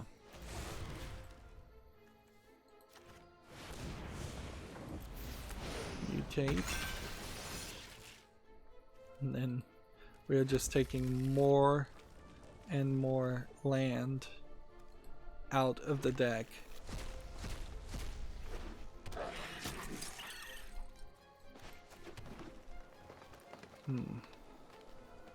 So attack with this. And let's go ahead and not attack with that. Well, we can't attack with this because it'll just block with that. And while that would trample, we're not timed for that. So no attack.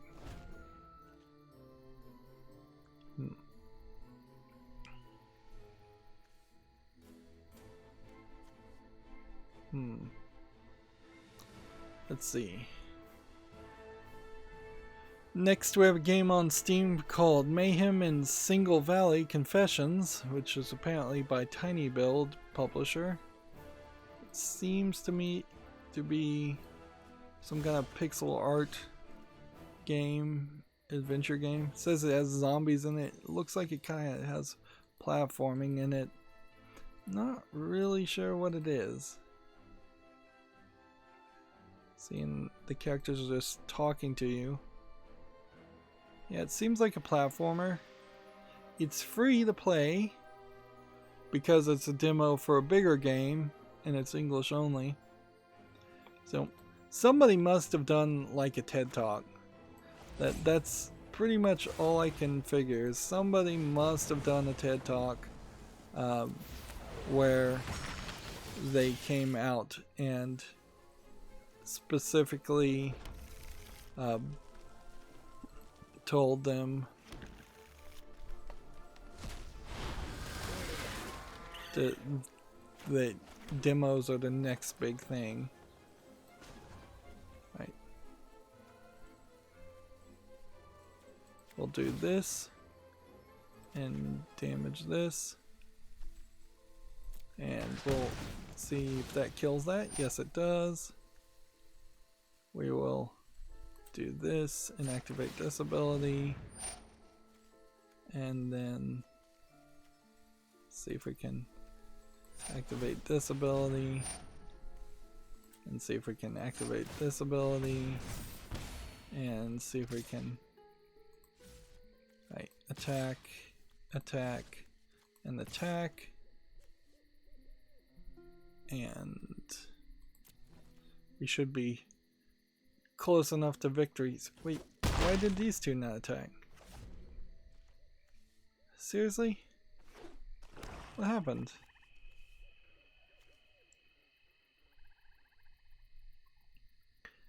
Yeah. All of a sudden we're seeing a lot of demos. Maybe what is going on here has nothing to do with an increase in actual demos though. And perhaps it is just that what's on Steam Twitter feed that I use as my source for all games that have come out. Perhaps they've changed the API in a way that is no longer a consideration. So as we continue to get more land out of the deck, that means when he exiles more things,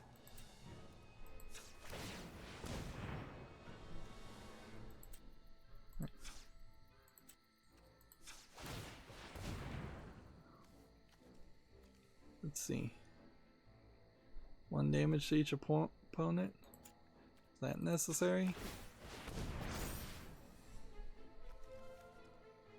Do I want to do 4 damage to this character? Or do I want to just attack? I'm gonna go ahead and do 4 damage to this character.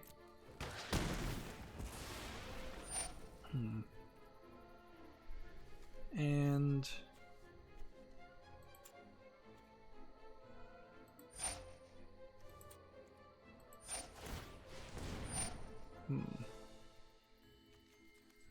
do we want to activate this? No, I don't think so. Attack, attack, attack, attack, attack. Alright, put more on something with trample.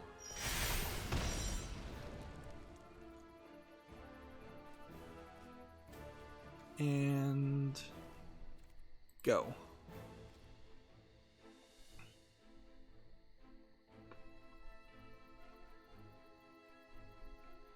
Let's see. Next we have a game on Steam called Black Skylands Origins, which also feels like it's probably a demo game from TinyBuild. Seems like TinyBuild decided to do its own little event, Zen Weekend, which is free. English and Russian language, which is kind of questionable. And it kind of looks like an RPG Maker game. Maybe it's more of a top-down twin-stick shooter action game. But again, I'm not going to spend the extra effort to follow or try and play demos. Gamatsu has a rumor here that Nintendo will not host a Nintendo Direct in June. It's been updated. According to VentureBeat report. Update, according to Eurogamer sources, Nintendo has told publishers set to reveal games during the showcase that it needs more development time for first-party games as the company adapts to work from home environment. So, yeah. Publishers have been reportedly been told not to wait if they would like to make their own announcements individually.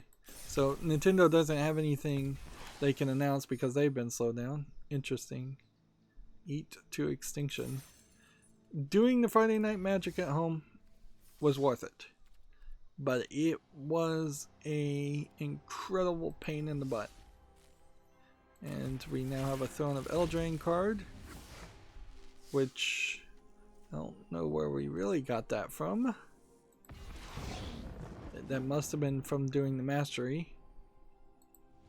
And another Ikra card, which none of these are getting marked as new cards. Right, that's new. So we're still getting little perks. It's not completely worthless. So we got a fourth copy of this, third copy, second copy, fourth copy, first copy, fourth copy, second copy, third copy, first copy, and first copy. So yeah, we are still making progress. It's funny because in Magic, we now need to play ranked and start working our way up ranked, which should theoretically be a pretty good experience, but we'll see how it actually goes. Cards, I guess, are the equivalent of experience, and in almost any game, one experience point isn't really worth that much unless it's a very unique, abridged experience where you get to like level 100 by having 100 XP points. The problem there, though, is most games just say you have the number 1 XP and that's it. Whereas in Magic, 1 XP is equivalent to owning 1 card, so they had to animate that land card and give it a effect if it's a basic creature or something. And certainly a mythic wild card would be a lot more experience or a lot more helpful than a basic land card would be. So the equation really changes very differently, but it is the only mechanic in which you continuously grow as a Magic player, is that you're just constantly getting more and more cards that are playable. And unfortunately this game also prestiges you and resets your XP every time there's a card that is no longer playable. whether it leaves standard or gets banned in most gameplay modes. There we go. We've pretty much won. As long as something crazy doesn't happen and we don't lose a lot of health.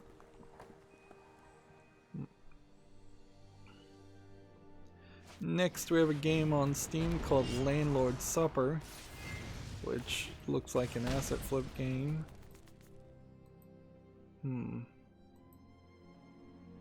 Let's see, it's a quintessential construction simulator. Yeah, it looks weird and ugly, which I'm fine with weird, I'm not fine with ugly. It looks like it is a building simulation / RPG game. Early access $17.99. It's a little too expensive, English only. I'm hearing rumors, I haven't really paid much attention to it, of people trying to do a rent strike, which is effectively just not paying your rent and hoping that enough people do it and that the local government agencies won't side with the landlords and begin the process of evicting you. It's an interesting idea, certainly, but it doesn't it's not really a targeted attack against companies that own large amounts of properties that are being rented. A lot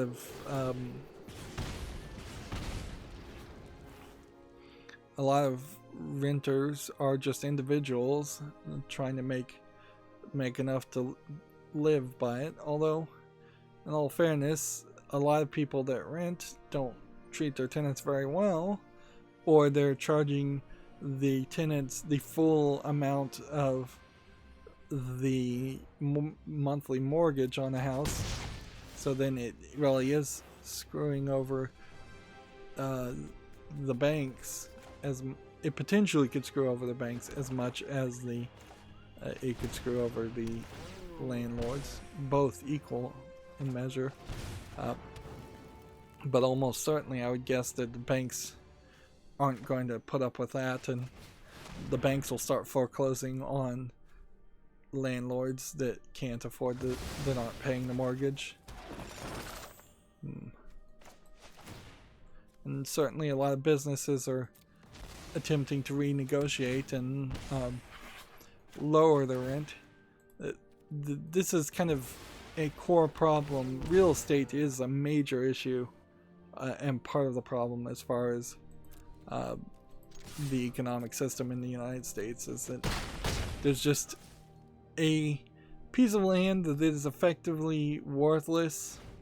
And like, if you go back to the Native American idea, who can own the land, the land belongs to all concept, and yet banks have been able to create the rules and create a system where banks in general, just the general concept of a bank, has been making thousands upon thousands of dollars every year on the same square plot of land for 200 years. And nobody ever just actually owns land and doesn't have to pay somebody. At the very least, even if you have a full mortgage paid off and you do own the land, you're still paying taxes to the government, which it's a weird tax compared to like an income tax, real estate taxes, because you're not usually making any money off the land that your house is sitting on. So even though you're just living somewhere, the government still wants some amount of money because you're being given the privilege, according to the government, to live. Basically, yeah, full stop there.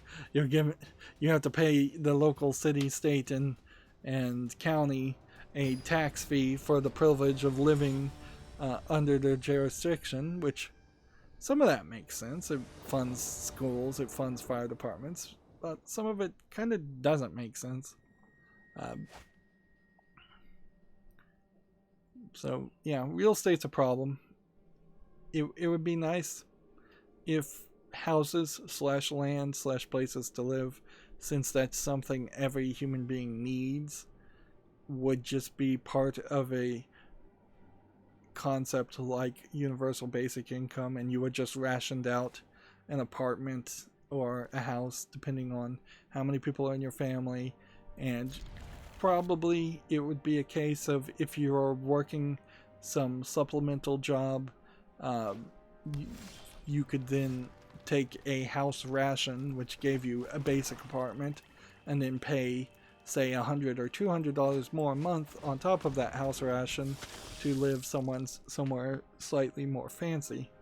Most people, I think, don't spend enough time in their house anyways that they really would care, and most people don't get to live anywhere fancy anyways.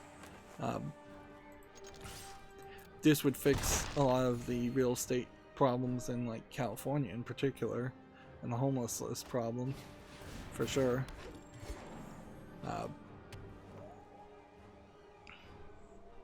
And real estate in particular would be a great industry to socialize, as it is a need, where things like video games, to get back to video games, is kind of a terrible industry to socialize, since it's an arts entertainment industry where you could certainly give people grants to make more video games to keep the general populace entertained, but there's not much of a good argument to say that human beings absolutely need some kind of credit or ration to buy one game off of Steam every month just to keep themselves entertained.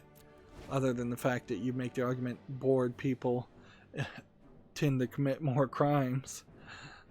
So keeping people busy might be a good way for government to run.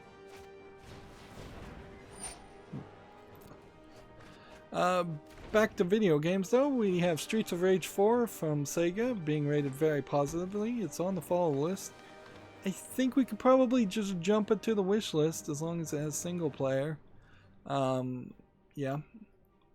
I don't know if any of the older Streets of Rage games are available on Steam.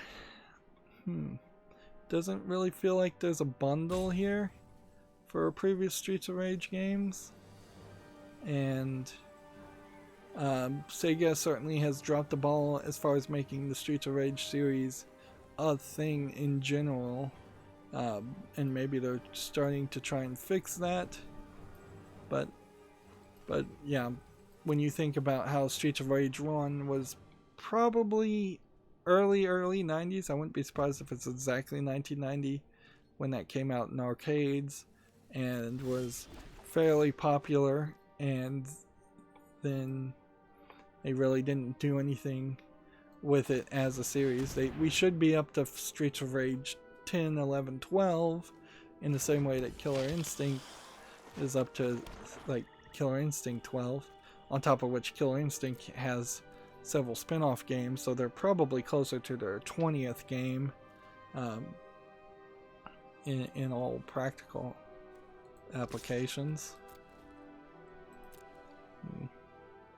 Yeah, Sega in general kind of bad about funding game development after the Sega Genesis. So that kind of sucks. Next we have a game here, Toho Mechanical Scrollery, and apparently there's a Golden Week sale happening right now. This game is rated mostly negative as a Toho game. I don't know specifically why. Is this one of the Chinese ones? $17.99, English, Japanese, Chinese. It looks interesting. So what's the negative thing? Unplayable, the game is not finished, so the dev shouldn't release it. My PC specs are over the recommended spec listed on the page, and it runs horribly at 30 frames per second with frames per second drops. Okay. Not playable on a keyboard. So just a massive problem, it seems, in quality.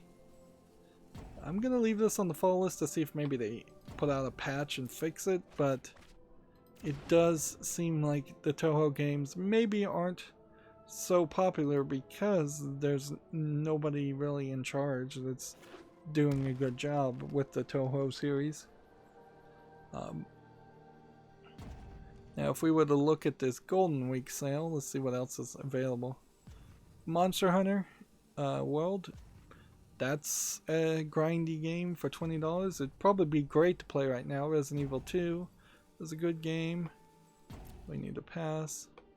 Devil May Cry 5 is maybe on sale, but they're not really saying a price. Resident Evil 7 is $14.99. That's a pretty good thing. Nico Para as a visual novel for $4.99 is a pretty good deal. Here we have a Dragon Ball game. So these are all Japanese companies selling Japanese games as under popular titles. Then we have some newer games.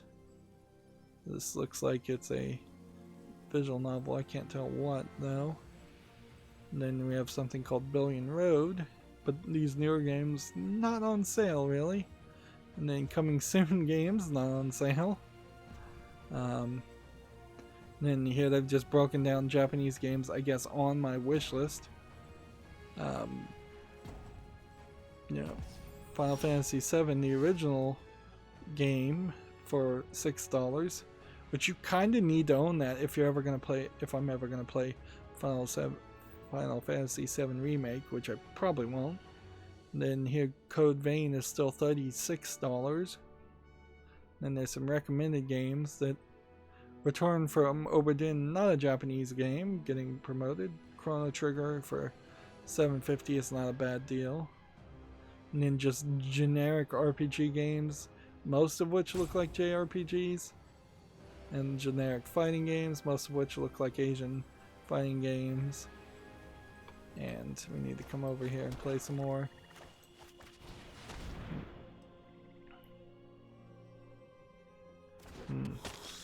And then here we have generic hack and slash games, of which I have a decent number of those already purchased. And then some generic platforming games from Japanese companies. And then shoot 'em up bullet hell games, typically not what I want to play. Galaga here for $1.99 is not a bad deal. And then visual novels, this is where you would really want to go hard. If you're ever going to get something on sale, this game, 428 Shibuya Scramble for $9.99 is probably the best deal you're ever going to get. Golden Week is the time. Castlevania collections, it really is the time to buy visual novels and Japanese games, because this is their biggest holiday season, bigger than Christmas, really, or Black Friday stuff. Guess I can go ahead and attack with this. But I would also say that some of these games don't immediately strike me as being great games. And then there's some risky games here, like this for $3.74 is not terrible, knowing that Season 2 of this game is never happening. But then you might have something like this that is just something I've never heard of and may look interesting, but not really be that interesting.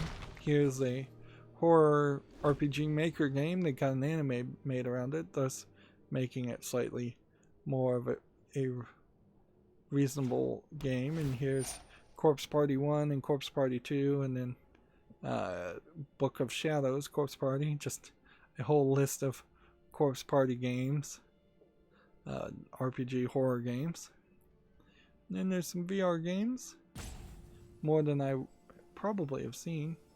There's a Hatsune Miku VR game. Android Amazons for a third-person shooter. A lot of these I don't recognize. Man, just pass the turn. Keep passing the turn so I can talk about these games. There's a lot here. I think I might just go through pretty much all of this. Here you have a 3x3 mini shogi, which might teach you Japanese chess somewhat, but it may be a little too simplistic if you're just playing 3x3 Japanese chess. Then here you have a bunch of tools for like manga maker, RPG maker, XP. These are not really games. And then they're also selling videos, which Steam has pretty much gotten away from selling videos that aren't directly connected to video games. So it hardly is a case that Steam is like a Crunchyroll type platform where you can just get a bunch of shows or a bunch of anime, which would be the vast majority of what Asian videos would be. It's not a terrible thought if they did try to go into that field. They don't have any experience with that field for sure, but if they did go down that route, they then open up themselves to a nice position where instead of you have a 17 or 18-year-old kid who's using their parents' credit card, instead of them getting a Crunchyroll subscription and having to explain to their parents what Crunchyroll is, which I'm sure there's still plenty of parents out there that don't know what anime is or don't fully understand what anime is. Kids could then just kind of launder the money through Valve and watch anime through the Valve service. It also would give a lot more value towards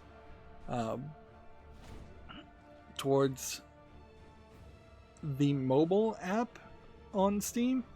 If there was some Netflix-like service there where you could watch videos on your cell phone off of your Steam account, one account to rule them all is an interesting idea. It's not something that I would just immediately dismiss, but it does also run into a lot of problems with Valve being the ones in charge of that, because let's face it, Valve has been inconsistent at best as far as what kind of anime games alone they would allow on their games site. So they probably would be a little bit too pro censorship happy as far as a video streaming service also. Plus they're just really, really bad about maintaining and caring about a project. One thing you can say good about Google, at least, is that Google tries to make their products work for a while before they give up on them, whereas I would argue that Valve does not really even try.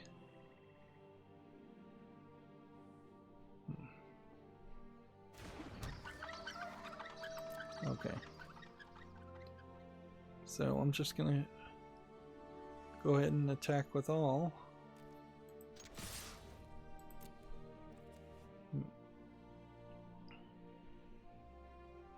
And we'll see if this guy wants to block something. And he can block this, he can block that. Take their pick.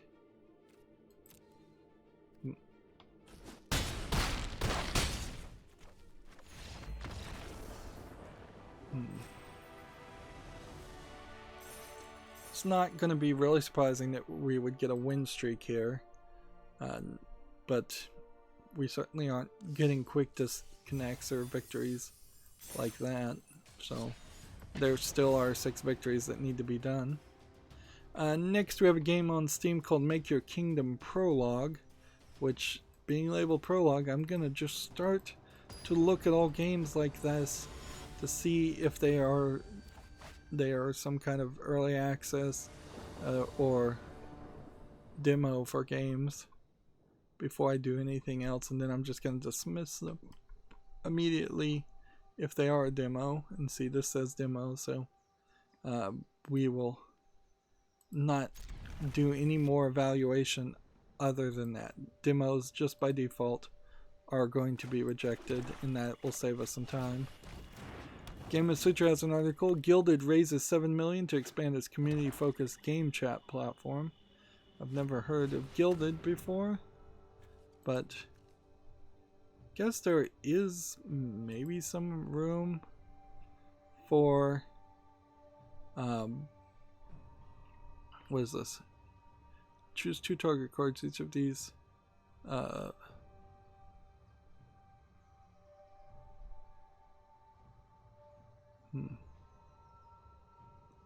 let's see, Bowl of Citadel, I guess.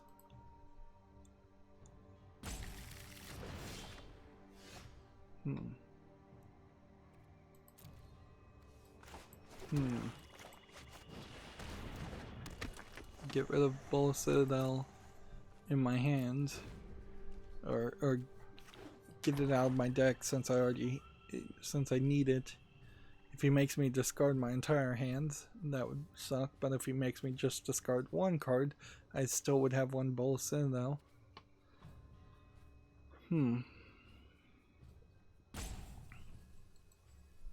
Yeah, I think it will be way more efficient just to be very arbitrary and not have any consideration at all for demos, because that is redundant work. Moving on, OpenCritic has an article. Rocket League is holding a Modes of May event, which I don't know. Let's see. A number of limited time modes from the Graves past will be available for a weekend. The 4 modes are Drop Shot, Rumble, Beach Ball, Boomer Ball, and Heat Seeker. That really makes it feel like Rocket League is missing some modes, when it feels like you should be able to, at least in single player, play all the modes that have always existed in that game. I'm not sure how much single player experience you can really get out of Rocket League, if any. And my chair, I swear, my chair started out uncomfortable today and has only gotten worse. Is this the one that makes you deal damage every time you attack? No, it's just every time you draw a card. Game of Sutra has an article here. As Xbox hardware sales fall, stay-at-home orders help drive up content and service revenue. So that's not super surprising that would occur. This is the one that does 1 damage every time you attack.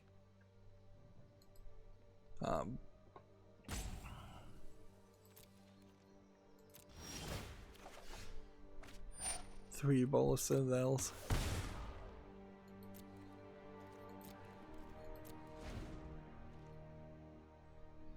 Let's see. Gamatsu has an article. Arai and the Secret of Seasons launches July 28th. Has 9 minutes of new gameplay footage. This looks like an interesting, like, kid-friendly RPG, maybe JRPG. It's coming out for the PS4, Xbox One, Switch, and PC from Modius Games. Suppose we could take a moment to look here. It's kind of an Asian looking character. Chinese, I would guess. So we'll be interested to see what kind of world it is. Seems kind of like a Zen-esque fantasy world. Well, I don't see anything I hate.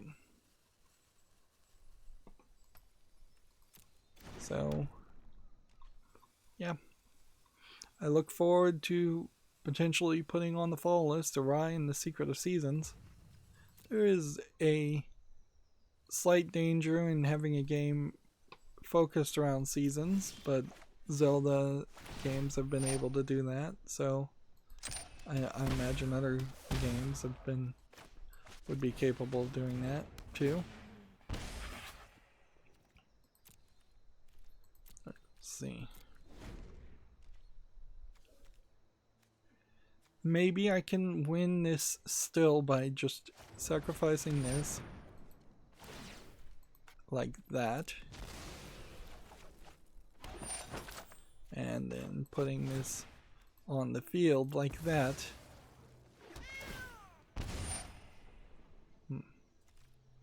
Then resolve, and then take it out again, and put it back in again. Come on.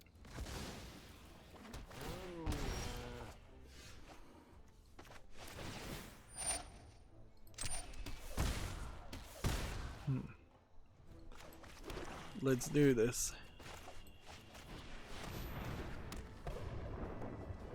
We've now got Bola Citadel on the field. And we kind of only need 5 damage done.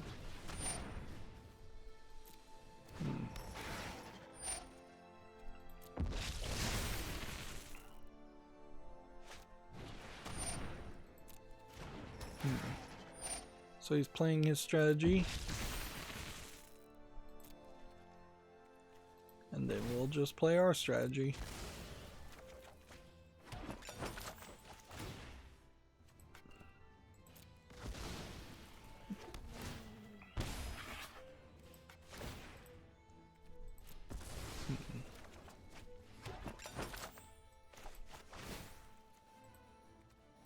I could sacrifice this guy and get 1 food potion.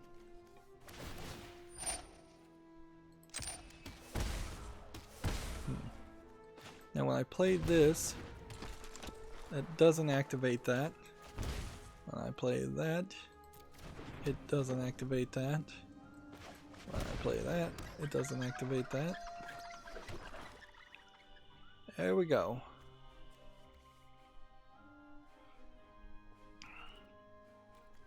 So we need just a little bit more. We need like 1 more thing. Which, doing that probably would put us in the position. There we go. So we could activate this now. We just need now it to be below 10. And we've won the game.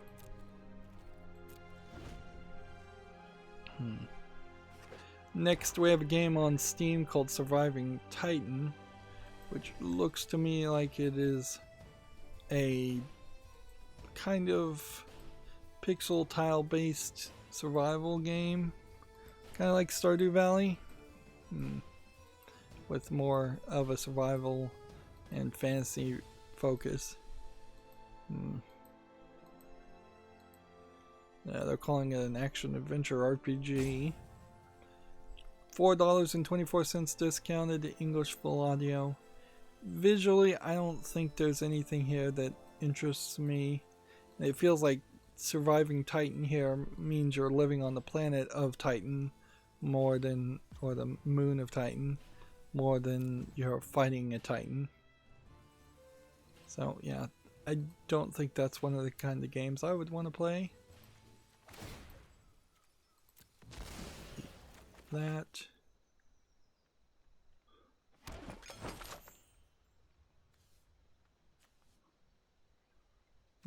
We should be able to win next turn.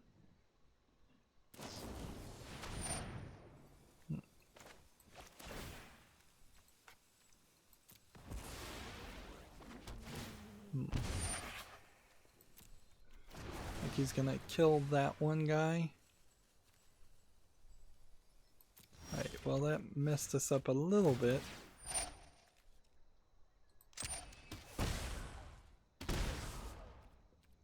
Alright, so you play this. You play this. You play this.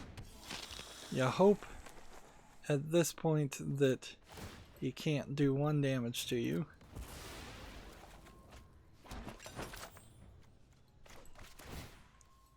You do this. You do this.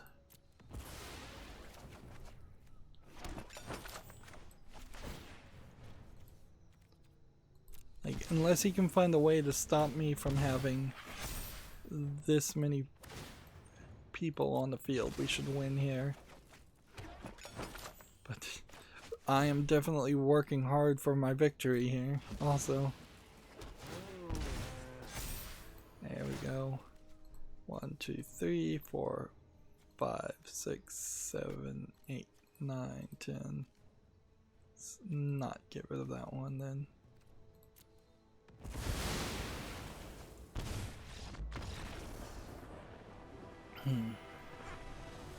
So that should be 3 victories in a row, so that should pop us up to the next rank. Silver tier 3. I believe we were gold tier 3 at the end of last month, so we'll probably try and be gold tier 3 at the end of this month. Alright, Steam has a game called Buddy Bash, which looks like it's nothing. $5.94 English full audio. I'm just gonna kind of leave it at that. Like, it doesn't look interesting, so I'm not gonna dive deeper to classify something that looks uninteresting.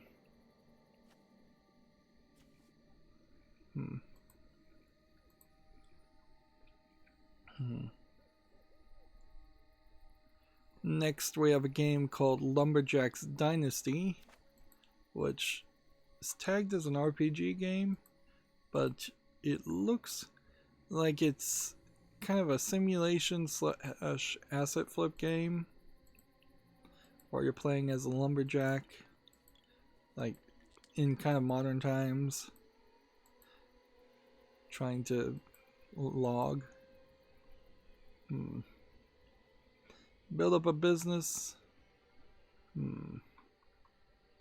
$17.99 English and German. It's early access, but there might be something to this idea, kind of in the same way that there might be something interesting in farming simulator games. I also wouldn't be surprised though if there actually isn't anything to that idea and that it is just doing someone's job, which would be incredibly boring. The slight difference there is lumberjacks are jobs that you don't see many people do, so there's a slightly less boring aspect to it, whereas you can watch a rather large amount of TV of people house flipping, and if you own a house you can do a large amount of house maintenance and renovation yourself, and very well may end up forced to doing that whether you want to or not. So those things are a little bit more commonplace. But yeah, it probably still won't make it to the actual wish list. Just playing as a lumberjack. Chopping down one tree with a chainsaw sounds interesting. Chopping down 20 in a day doesn't. See, I guess I can just attack here. This guy's not going to be able to do anything about it. See, next we have a game called Planet 2000, which is clearly just an asset flip game where you're floating around and shooting at things, and then you have just this odd screenshot of a real human with a fake background. It's free to play, English only. It looks like a student project. It looks terrible even as a student project. Next we have a game called Bubble Bounce, which looks like it's pixel graphics with a very basic concept. Early access, $3.99 English only. Yep, nothing there of interest.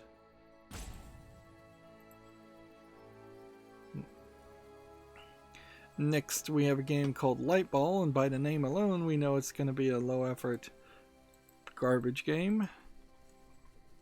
$1.99 English only. We might be able to burn through some of these tabs if we continue to run through such garbage, but we still have quite a bit, I think. Here we have a game called Archer VR, which doing archery in VR is interesting. I've seen a couple of games where in VR where that makes sense. It's the one idea of standing in place and shooting at things that actually makes sense. It is effectively just a tower defense game. So it's early access, $6.99, which is a little cheap for a VR game. And it doesn't look amazingly impressive, but I'll put it on the follow list.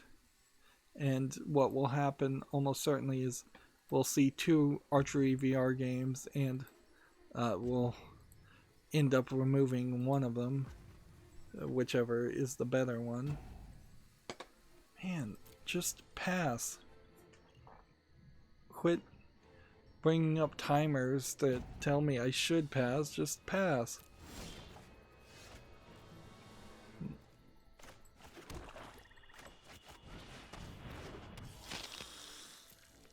Let's go ahead and continue to attack here. Next we have a game on Steam called Rascal Fight, which looks like it's a Chinese player versus player game.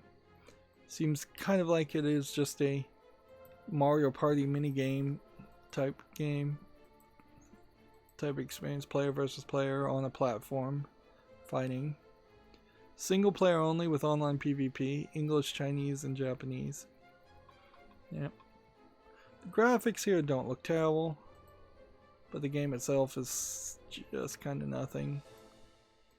And it seems like you can only have 3 people at the same time, which isn't even a large group.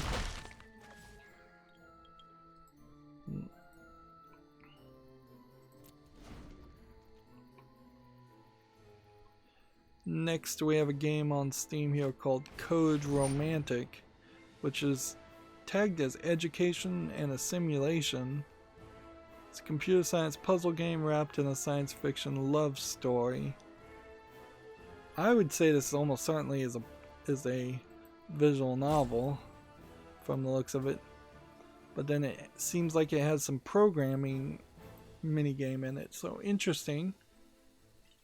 It's an interesting idea, and I kind of have to applaud this art style. Like, it doesn't seem like it's heavily getting influenced by like the anime art styles that exist. It seems like somebody is really trying to do something different.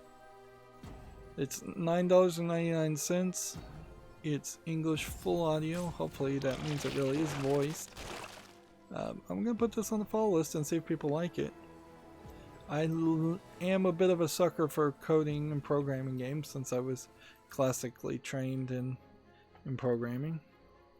I don't know if classically is the right word to use there, but I was trained in programming in school, so I do know how to program to a certain level of success.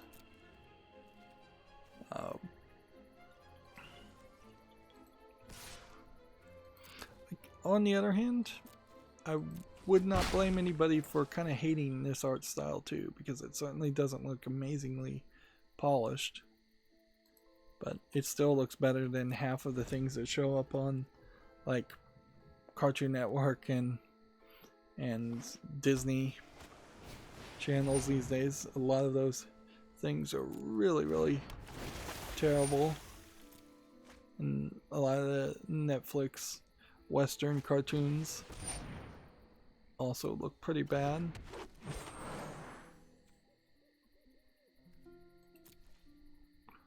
And we don't have time to discuss it now, but it does open up the door for the idea that the California animation style that seems to be happening right now in a lot of Western cartoons and Western animation, if it makes a weird justification for bad as an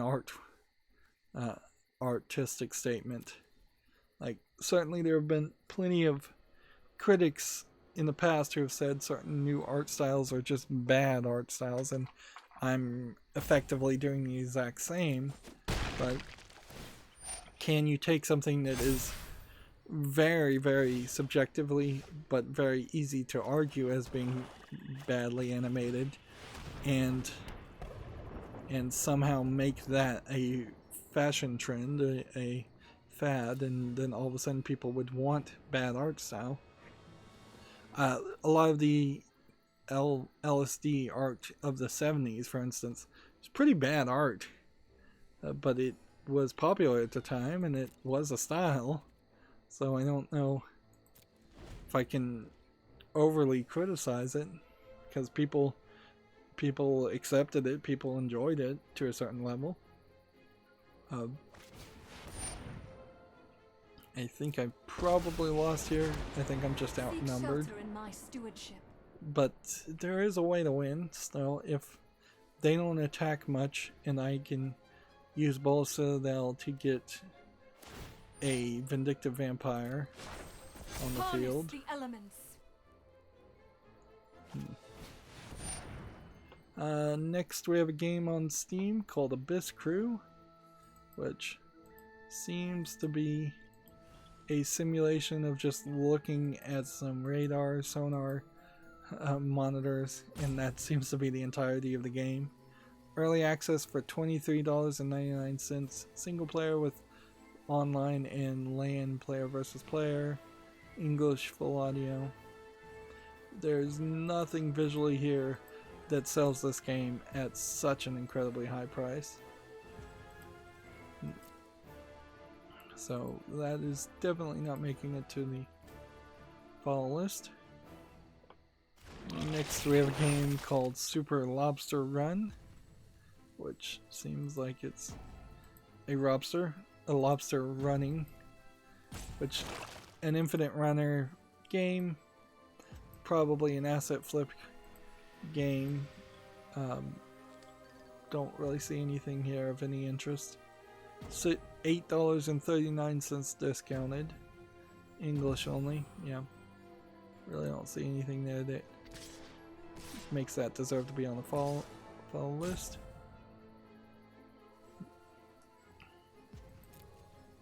Okay, we have a 4/4 blocker, and let's see, Trample, Vigilance, Haste can't be blocked. We have this, it can be blocked, and we have this, it can be blocked. Why can this not be blocked? I guess because it didn't attack.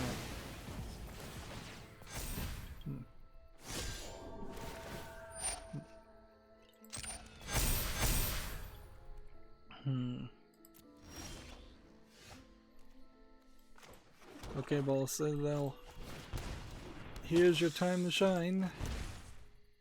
We need 10 non-land permanents on the field, and we need a Vindictive Vampire.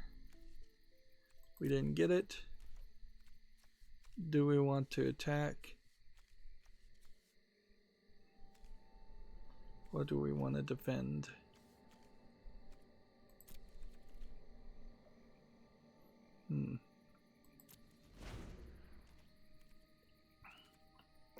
TechRaptor has an article here. Subnautica Below Zero Frostbite update debuts a new story. Subnautica Below Zero, I believe, is the sequel to Subnautica, not just DLC or an update, because that would be really confusing if there's updates to updates to Subnautica. I think there probably is a good reason to play Subnautica eventually, but it also is probably a game that is kind of an evergreen game, so there's no reason to play it right now, and it would just be as well to play it 6 months from now. Like, maybe eventually somebody will make something that's like Subnautica but better, but I think it will probably take quite a while before something like that happens. Here, Game of Sutra has that article I was talking about. Phil Spencer says COVID-19 could delay Xbox Series X launch titles, and if it delays enough of the launch titles, one assumes it could delay the hardware sales. Although it probably wouldn't hurt them too much to have the hardware on sale with at least one title during the Christmas holiday, and then the other launch titles just get released later. They could do a very soft launch of the hardware and have like one in every store at a high price, and just get the most rich people convinced to buy, that are going to buy a Series X, and then have a sale 6 months down the line that you could use to justify lowering the price.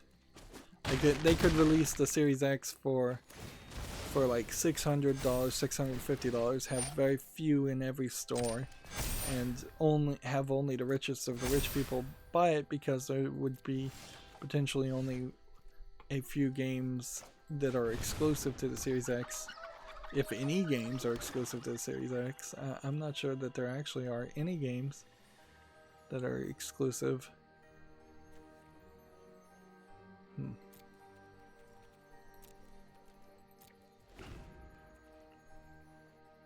Still might be able to pull this off, but I'm not sure. Gamma Sutra has an article. Roblox Corp launches $2 million fundraiser in support of COVID-19 charities. Roblox. I don't know how much money they really have, but I think they get a lot of microtransactions. I wouldn't be surprised if you see a similar announcement from Epic Games Store because of Fortnite also. Wouldn't be surprised if a lot of companies make announcements like that.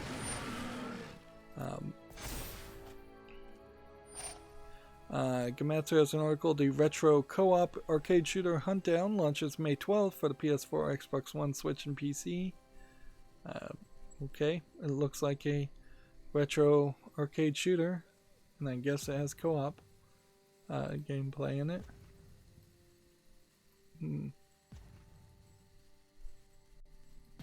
Yeah, it looks like an 80s movie. Looks cool. Does not look bad. So I'll look forward to that game.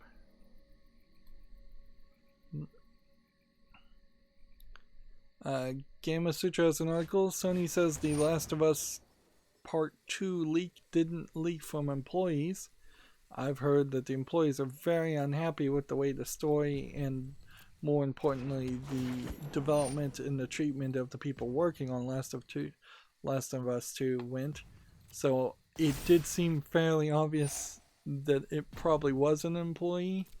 Perhaps Sony is saying it's not from an employee, so then they can fire that employee without giving a reason, thus opening themselves up for a potential lawsuit. Rise, my elemental friend. I kind of feel like Sony is going to try and fire almost everybody that worked on The Last of Us 2. There seems like The Last of Us 2 is not really going to be well received, and this is probably a great excuse for them to just terminate the whole series. There is wonder in a blade I of would grass. predict more trouble for Sony and Last of Us 2 developers and PlayStation in general, not less trouble as time goes on.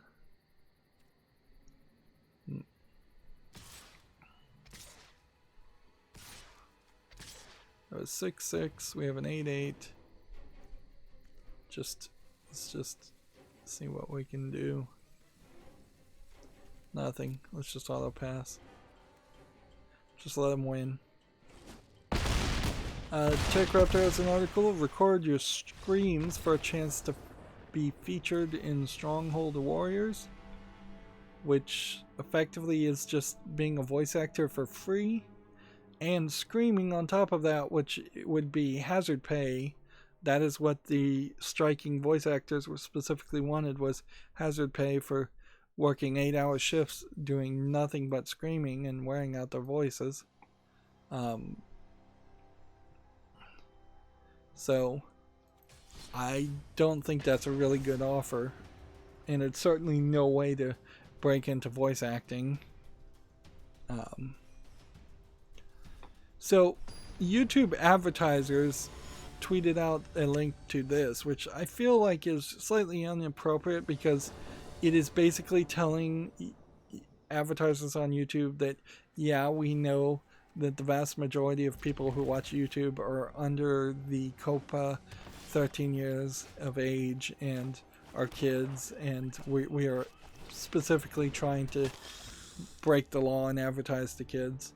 A lot of that feels implied in the fact that YouTube advertisers is retweeting this. 3 ways people are using YouTube to learn at home during the coronavirus pandemic.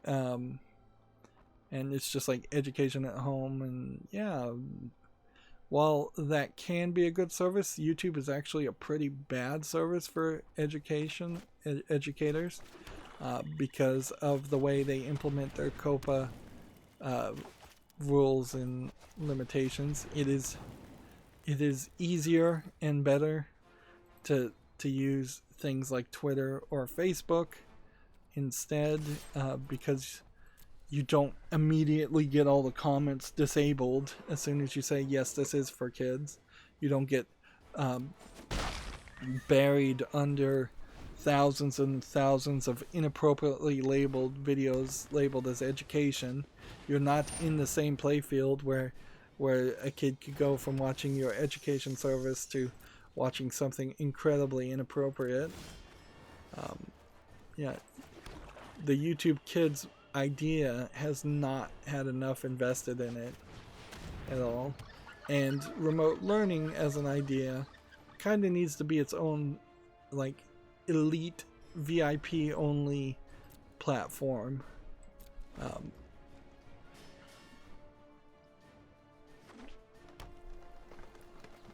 Like, ideally, if I was a school trying to put videos on YouTube, I would like my videos to be the only thing that could be seen on YouTube, and it isn't going to push them to watch our video and then watch PewDiePie. And you could do some embedding on a website of YouTube videos to keep people on that website, but then YouTube doesn't really work that way, because it still pushes and promotes people to go to other videos from embedded links.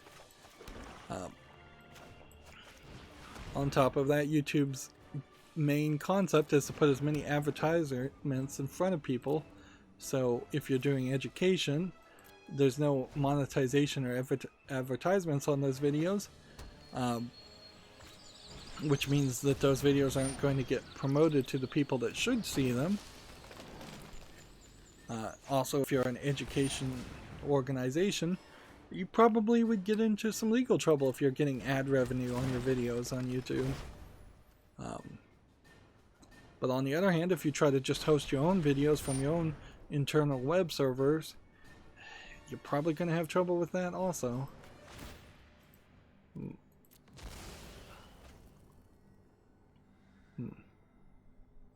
So, yeah, the main thing to take away from this, I would say, is YouTube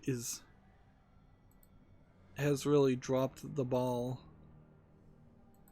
on a lot of that stuff, and needs to step it up before they start patting themselves on the back like they've done an amazing thing by just creating YouTube, and that amazing thing then lets them have the right to shove commercials in front of people.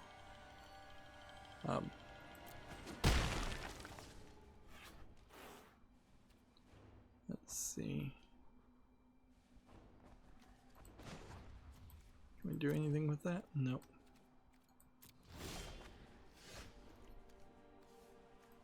Bola Citadel. Can Bola Citadel save the day? Or do I have too many lands?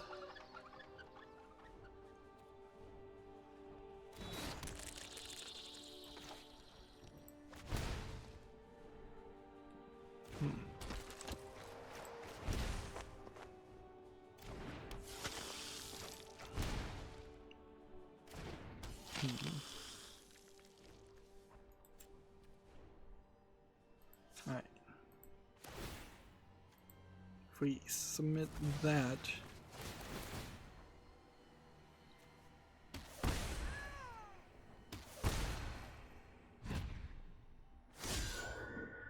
so 2, 4, 5. I don't think we're ready.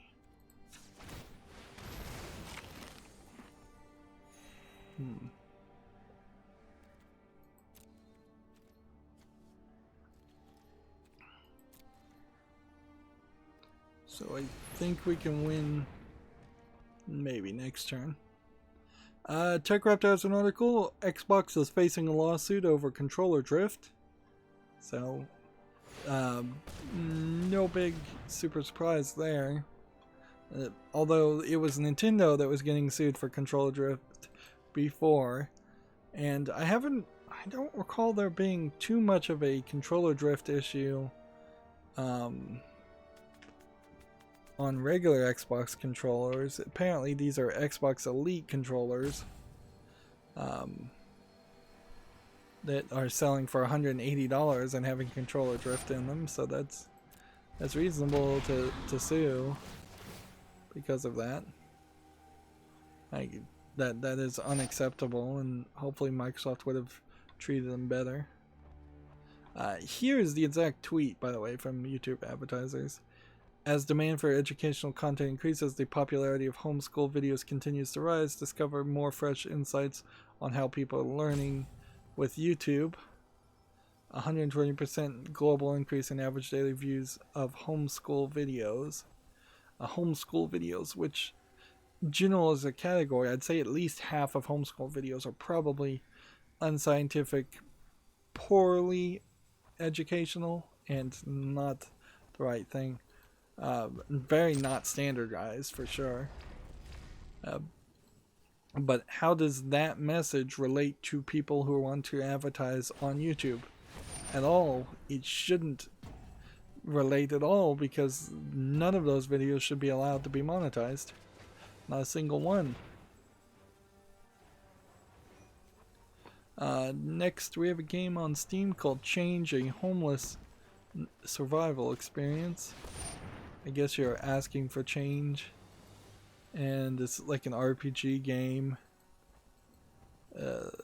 Yeah, it feels like this gamifies a important subject too much, and really isn't going to have anything new to say about it.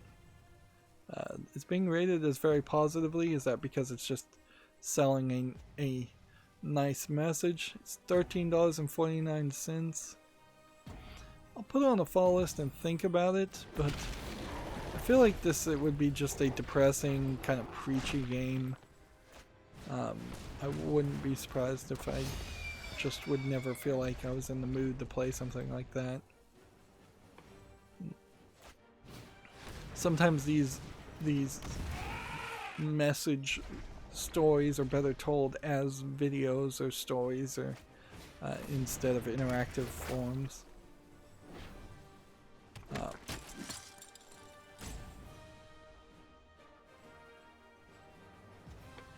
Next we have a game called Hide or Die, which is mixed reviewed already, so it looks good. I can't really say it's just like an asset flip game. Doesn't seem to have any screenshots of an enemy or anything. It's $14.99 online player versus player. It probably has no player base. Let's see what the reviews are. Don't play this game like Dead by Daylight. You'll not have fun time if you do. Nope, original concept was better. Do not purchase this game in its current state. It was really excited for the relaunch of the game until I realized all of my progress had been wiped without a single tiny bit of compensation for it. The game was an unbalanced mess before, but the game mode was an enormous map with a massive lobby size. So apparently they relaunched this game and changed some things and dumbed it down, and people are not happy about it. Alright, play. Put that on the field.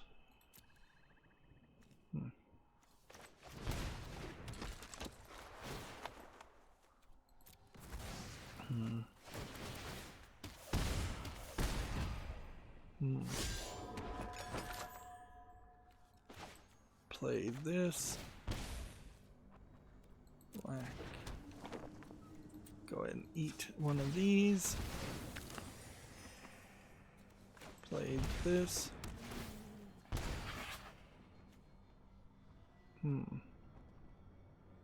Okay. 2, 4, 6, 8. I think we've got enough here to win. It may not look like it, but I actually think we have enough here to win. Sacrifice this, this, this, this, this, and this. And then that one, that one, that one, that one. That should put us in the best position possible in case we screw up.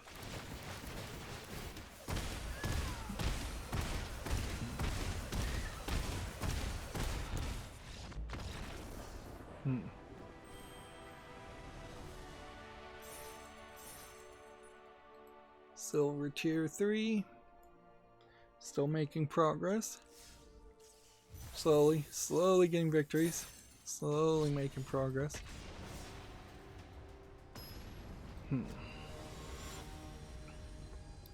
TechRaptor has an article here. World of Warcraft Elysium Project's Plague event 2 weeks later. Seems like kind of a terrible time to have a Plague event. I don't care about World of Warcraft Project Elysium or any other project. So I'm going to not read that article, but seems like it's an interview. Anyways, Borderlands 3 is still giving out golden keys and things, which is nice. That they really are. The Borderlands series really is the only series I've ever followed that just constantly supports you for following them on their social media, which that may be a bad thing in the longer run if I think it through more, but it feels like a nice thing in the short run. It feels like you're getting rewarded for being a vigilant fan. I guess if you compared that to what something like the cell phone game I play, Destiny Child, does, where you are just kind of rewarded for daily login bonuses, I would probably take daily login bonuses because they tend to be more rewarding. But then again, Destiny Child also rewards you for following them on social media every now and then too. That is what community building is, so I can't blame Borderlands for being fairly good at building a community. They're just also very, very good about letting Randy Pitchford destroy that community also. Moving on, we have a game on Steam called Looking Glass, which looks like it's a horror asset flip game. Looks like garbage. $4.99, VR game, English only. Auto pass that. Come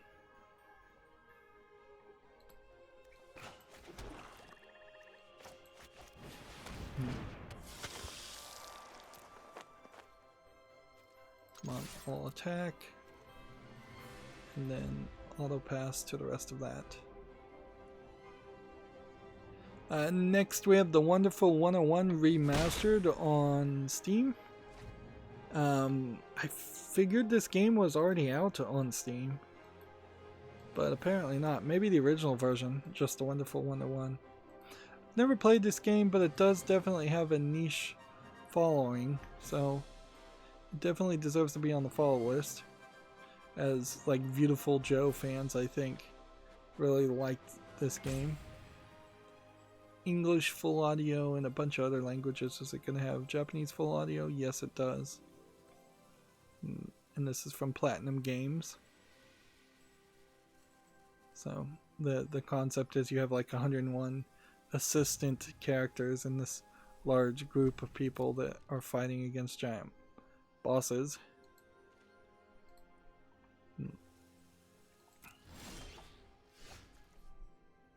Okay, play this. Play this. Attack with everything. And then auto pass the rest of that. TechRaptor has an article, Dungeon Siege and Deus Ex Good Old Game releases round out DRM free collections. So brand new Dungeon Siege and Deus Ex Good Old Games releases have arrived on the DRM free retailer, rounding out the collections of 2 classic franchises for dedicated fans, which is to say that this includes either Dungeon Siege 1, which wasn't included before as a DRM free option, and this includes Deus Ex Human Revolution, Director's Cut, and Deus Ex Mankind Divided. And Deus Ex 1 and 2 had already been on Good Old Games by the looks of it. I am confusing in my mind Dungeon Siege with Dungeon Keeper. I think the Dungeon Siege game, the later games, might still be playable. I'm not sure the earlier games still are. Same is true for the Deus Ex games. Like, I want to play Mankind Divided at some point, but I am in no hurry. And I doubt that they will be able to really afford doing any more Deus Ex games for quite a while. Let's see, going to check with this one and this one. There's no real fear. I mean, this guy might get buffed up, but it's unlikely.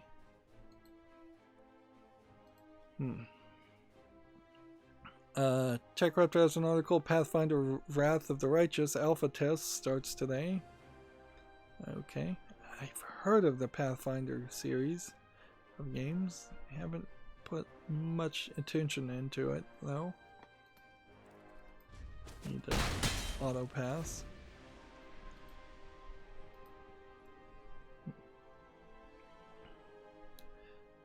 Gamatsu has an article, Bug Fables, the Everlasting Sapling for the PS4, Xbox One, and Switch launches May 28th.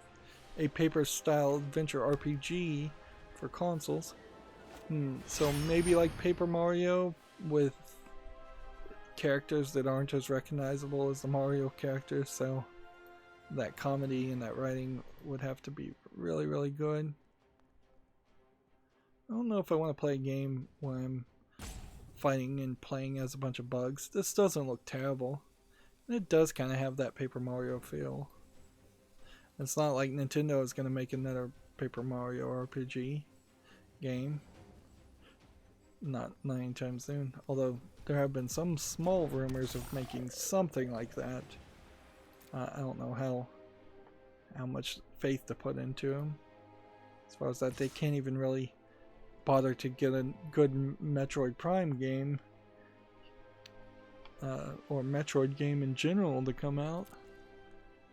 It'll be interesting to see how Nintendo starts to deal with some of their games that had been just portable system games like Metroid, now that the Switch is the portable system as well as the home console. because a flat 2D Metroid game does need to get made eventually for the Switch, on top of a 3D Metroid Prime game.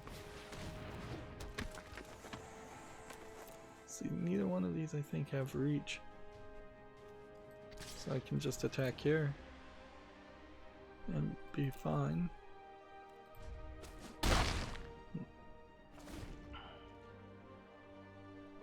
Let's see. TechRaptor has an article here. Terraria mods will be officially supported after the final update, which is weird. Like, to support mods after you've given up on a game. Although, in all fairness, that's probably a great way to control the narrative of your game, and then at the end just go, okay, here, as our last update, we've enabled mods. Although I'm not sure how much support you have to really put into a game to support mods, because the general idea is that mods, if you can program a mod to work, it should work on any game, and the developers of their games can either lock it down or make it easier for modders. You can be certain that a lot of the old, well, Metroid games, NES Metroid mods, were designed in despite of the way Metroid was designed, not with any assistance from Nintendo by any means. We're gonna hit that. No, we're gonna hit that one, and then we're gonna hit that one, and block.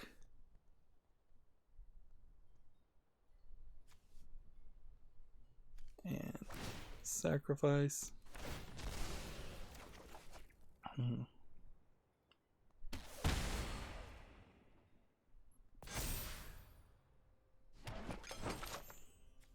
And bring back.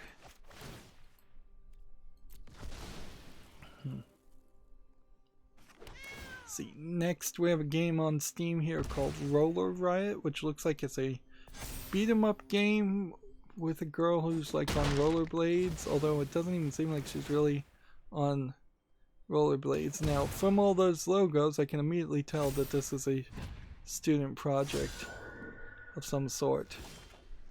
So, let's see. Doesn't seem like it's indicating that it's a student project, but I'm fairly certain it is.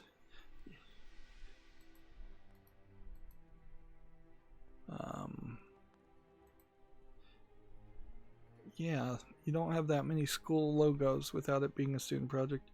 So I'm going to put this on the wish list because it's a student project, but it doesn't look like it's a terrible thing to kind of highlight. It's probably not much of a game to actually play, though.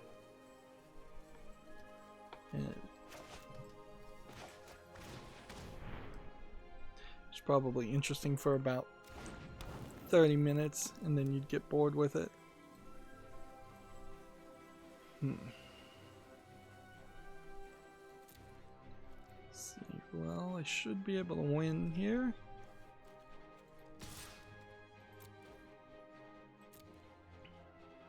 I think we're getting close to seeing the beginning of the end, but there's still a lot of games. So I may have to play one more game, I'm thinking, and then we'll just have to focus on burning through all the games, because a lot of these games also have been leftovers from like Monday. And this is not clearly one of the weeks where we're going to get a bunch of adult games, because we have seen absolutely none of that. No jigsaw puzzle games. I've curated a little bit, but I didn't curate out anything like that. No high focused anime games with nudity or suggestive dialogue or nudity. Next, we have a game on Steam called Jericho's Prophecy, which says it's a violent thriller visual novel. Looks fairly certain like it's a Western visual novel. It's $3.39, which is pretty cheap. It's based on an actual novel, which I'm not sure if that means it's licensed or not. It's Spanish, and English. Here we have, game has adult themes but never gets too graphical. That's an interesting description. Well, the idea of a visual novel being based off an actual novel is almost a genius concept that seems so obvious. And there definitely have been a lot of light novels and anime and mangas that visual novels have been based off of. But I would say a large amount of even the Japanese visual novels tend to be original stories. And then if the stories turn out to be slightly interesting, then they write a light novel or anime based on it. Probably because it's cheaper and easier to make a visual novel game than it is to write a manga. Next we have a game called Puzzle Pelago, a drag and drop economy, which seems like it's some kind of puzzle resource management game where you're trying to make roads to connect things. There might be something to this that makes it slightly different than just a resource management game. It feels kind of like one of those famous tabletop games. So they want $5.99 or $8.99 if I can read it right.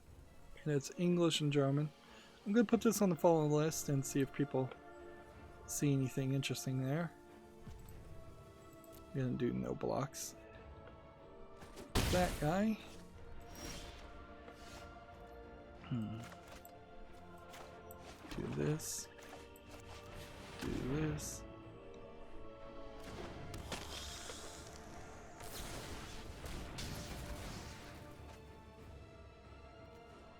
Destroy it.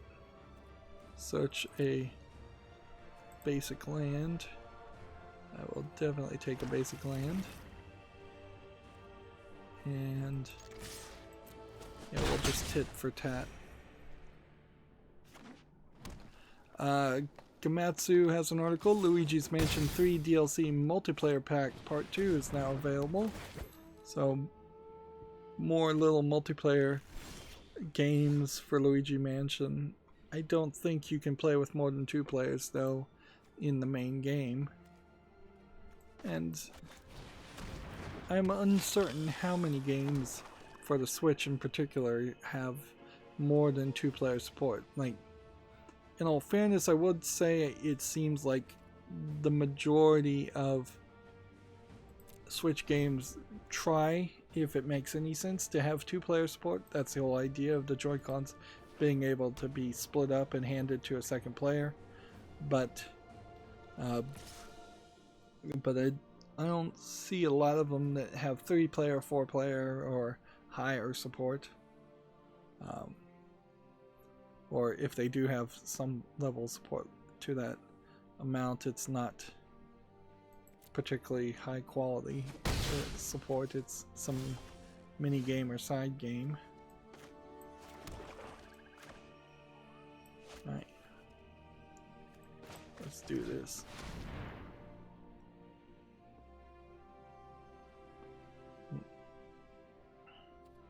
Got the guy saying nice.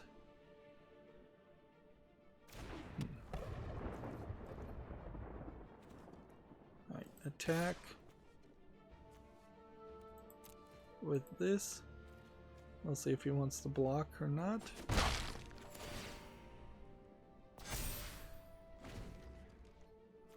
And he didn't block, which is good, which means now I can block with either one. Next we have a game on Steam here called Midden Tower, which looks like an RPG Maker game. Although maybe it has a little bit something unique. Maybe. Because it's got a strategy concept and it it doesn't, and then this character looks different, and this screen looks a little different. There might be something here worth keeping an eye on. $13.49, English and Japanese. I'm gonna put it on the follow list. Most of the time I dismiss games like this completely. Alright, play that.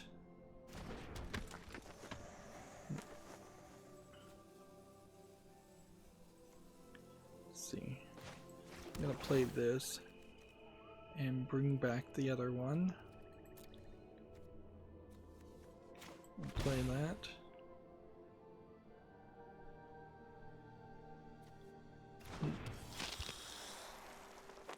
Now I'm gonna attack here and here and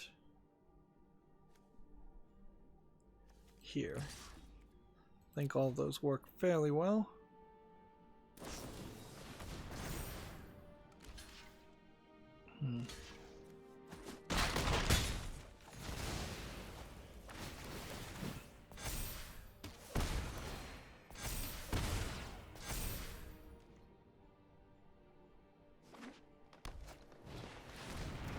So now can we get him down 4 more or 6 more?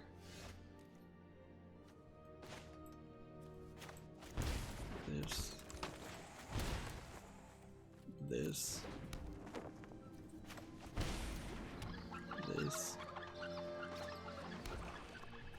I can't attack anymore.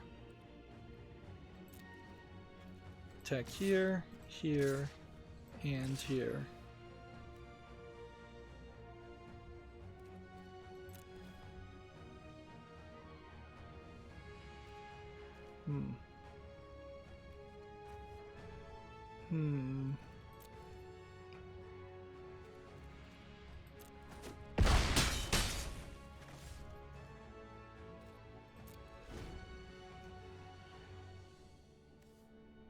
So we're running a little bit of a risk here.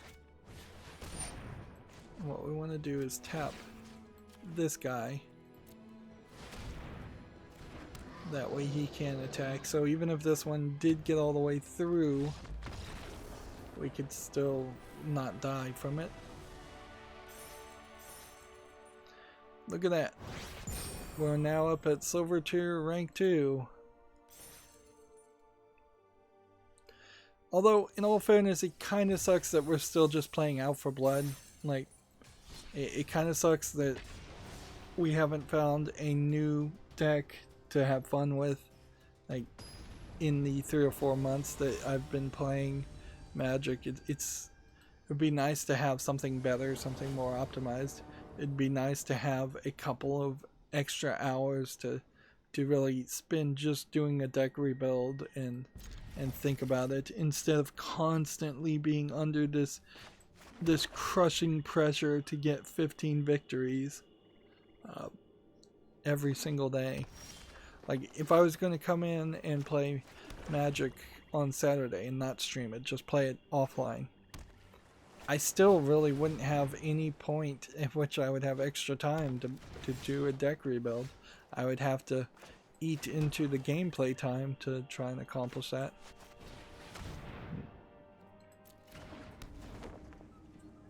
Let's see. Next we have a game on Steam called Yiki Melt, which looks like it's a visual novel with some cat girls happening here. It's not tagged with any adult content. It's $26.99 discounted, full Japanese, and even though those prices for visual novels tend to be really, really high, I'll put it on the follow list and we'll see. I don't know if I could really argue though to make a full like cat girl series. Even if I was going to make a series of covering visual novels, I'm not sure I can buy into the argument of just doing several different games around cat girls.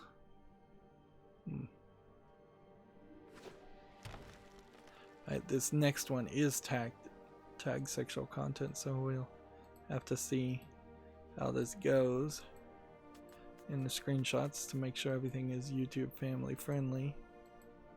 I think we've got enough here. So here we have a game called She Will Punish Them, and it's some kind of dominatrix get up succubus creature that seems to run around and hack and slash and kill a bunch of monsters. Unfortunately, it's already mixed. It's early access, $9.59. It's English, Russian, and Chinese, which is a red flag. Let's see what this is. Pros, nobody forced you to buy this crap.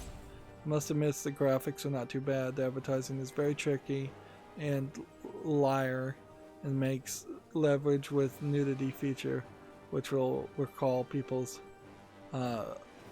audience. Man, that is not in English. Despite my low play time, I've played enough to know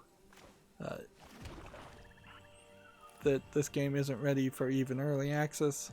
I'll break it down into 3 categories. Major problems, which is constant crashing and the controls being floaty.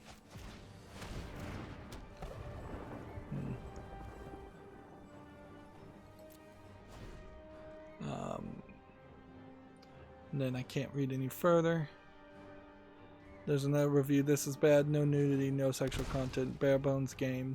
The only thing that works was sitting on the throne and doing a pose. So yeah, it's like probably a highly visually polished asset flip game. And see, the shame here, yeah, I want to mention this too. I've seen this happen with another game on Android too. People are just like straight up stealing the artwork from Diablo. Like, this is totally the background and the layout from Diablo. That maybe this part has been changed a little bit, but it totally looks completely like that. So I wouldn't be upset if there was a game that was good where you play as a succubus demon woman who is going to fight against all the damn souls in hell or whatever. That's not a bad concept by any means. It's just that the only people that are willing to try and sell that type of content are also the same people that are just trying to scam you and don't put any effort into it. And we've seen hundreds upon hundreds of games that just try to sell on sex and then have nothing close to a quality game, not even a finished product. And this is really where Valve should step in and go, this game is too bad, or this game is getting reviewed negatively far too much for it to stay on our storefront. We need to do a little bit of quality control, a little bit of curation, not particularly censorship because we have moral objections to something of a sexual narrative in a game, but just curation because we have problems with garbage being on our storefront.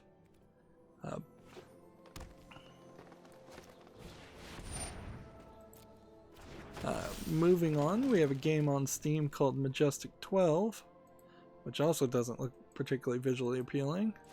Well, the previous game actually was very visually appealing, it just didn't actually play. It's $8.09 discounted, English full audio plus a bunch of other languages. Nothing interesting me as far as Majestic 12.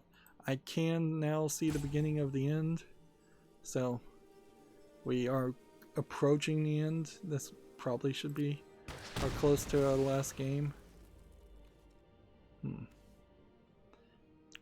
It'll be an interesting twist to see if we can actually win here. I shouldn't have used Taste of Death so early.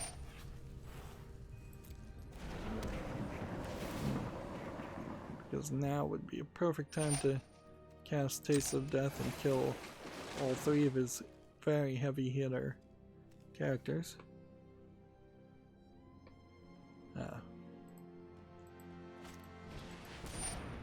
This next game is tagged nudity also, but we're fine. as far as the screenshots. Next we have Innocent Philae for Dearest. This is, I believe, a series of visual novel games. English is not supported, unfortunately. $39.99, Japanese and Chinese only. So, nice animation style, but unfortunately no English support. I think it probably is one of the games that is going to get English support, but they're not doing it at the same time. In contrast to that pretty animation, we have a game here called Memory that looks awful and is just an asset flip game. It's $14.99, no discount, English only.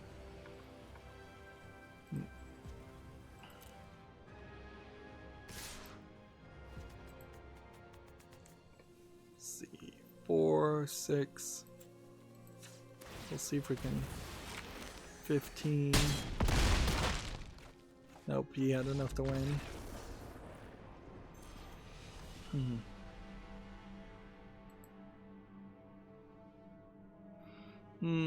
Let's go one more game, and then that'll be it. I've probably been saying that for the last 3 or 4 games. Scum VM came out on April 29th. The Prince and the Coward is getting an English translation.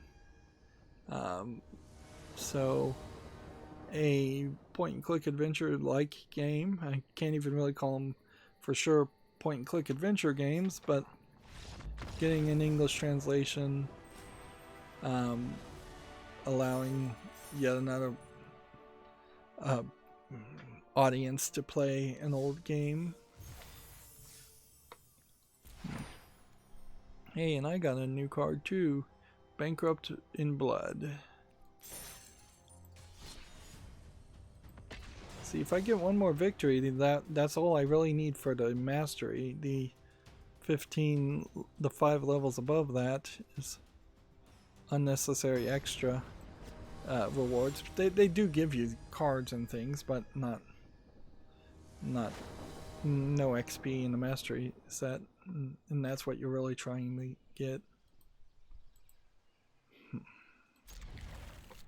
Next, we have a game on Steam called Folia Dear Father, which looks like more of a highly polished horror asset flip game.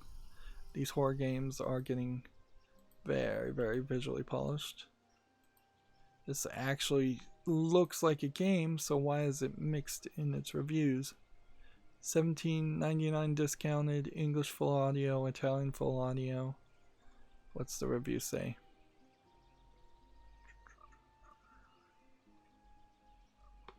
Play over here and see if we can find anything.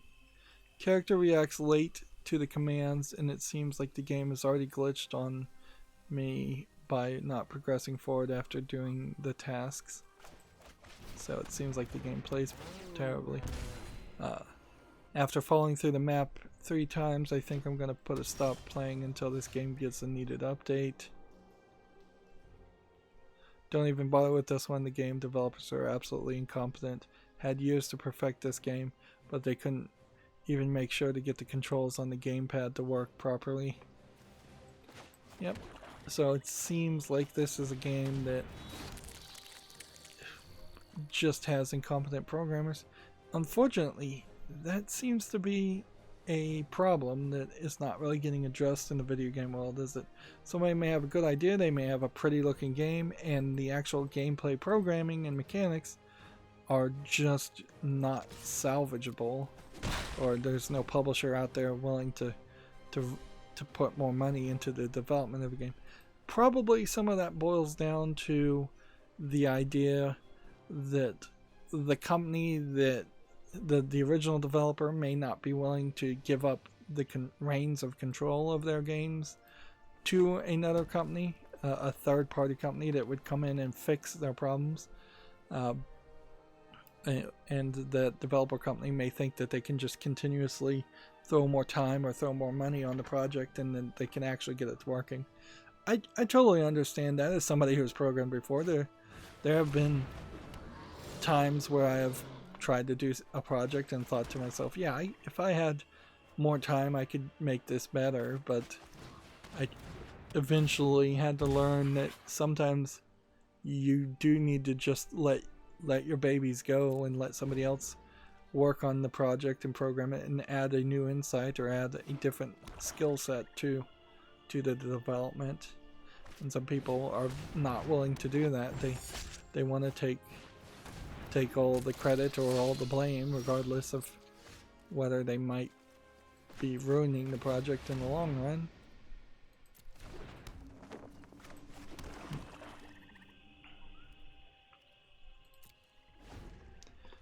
Next, we have a game on Steam called Vengeance, which apparently is for the Xbox One. It's a little weird that Valve lets them put up videos that have the Xbox One logos on the game. Like, this is 314 Arts, which is a company I've never heard of.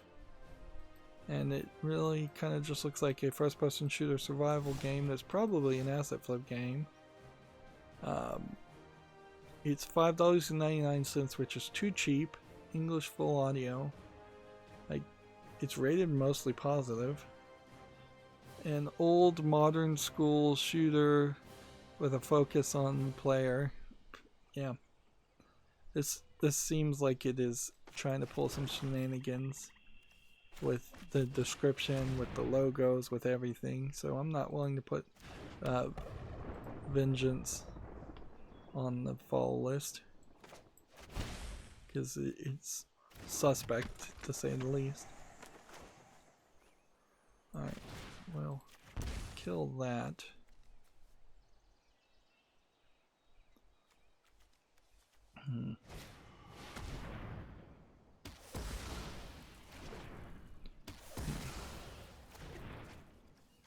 Put that.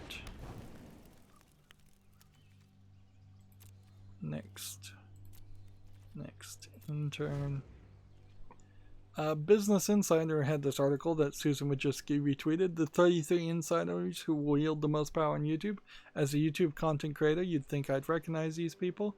I kind of really don't. This is Susan Wojcicki. I have never seen this guy before in my life. I don't think I've seen this guy before in my life. And I believe she's like a new product manager or something like that. So I've never seen him. I've never seen him. Never seen him.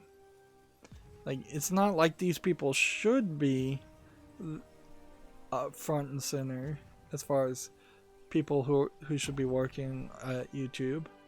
It is, though, kind of surprising how many people are front and center and have kind of like a public profile. Let's see, we need to play over here. In the end, whoever's in charge and maybe allegedly has power at YouTube doesn't really equate towards YouTube doing anything good or great with that power. They're still, by my standards, in my opinion, incompetent or just backwards in their thinking. And if I was the new CEO of YouTube, I would be looking at a lot of the people in charge and with an eye to firing them. Apparently this guy is the Vice President of Learning, Impact, Family, Film, and TV. Haven't seen this guy. Haven't seen this guy. Haven't seen that guy. Haven't seen that guy. Haven't seen that guy. You'd think they all should probably have some small YouTube channel that they put out a video every now and then talking about their jobs. Chief Product Officer. Haven't seen him. There's a lot of young people in the company. You can tell from this. A lot of, for lack of a better description, non-ethnic people.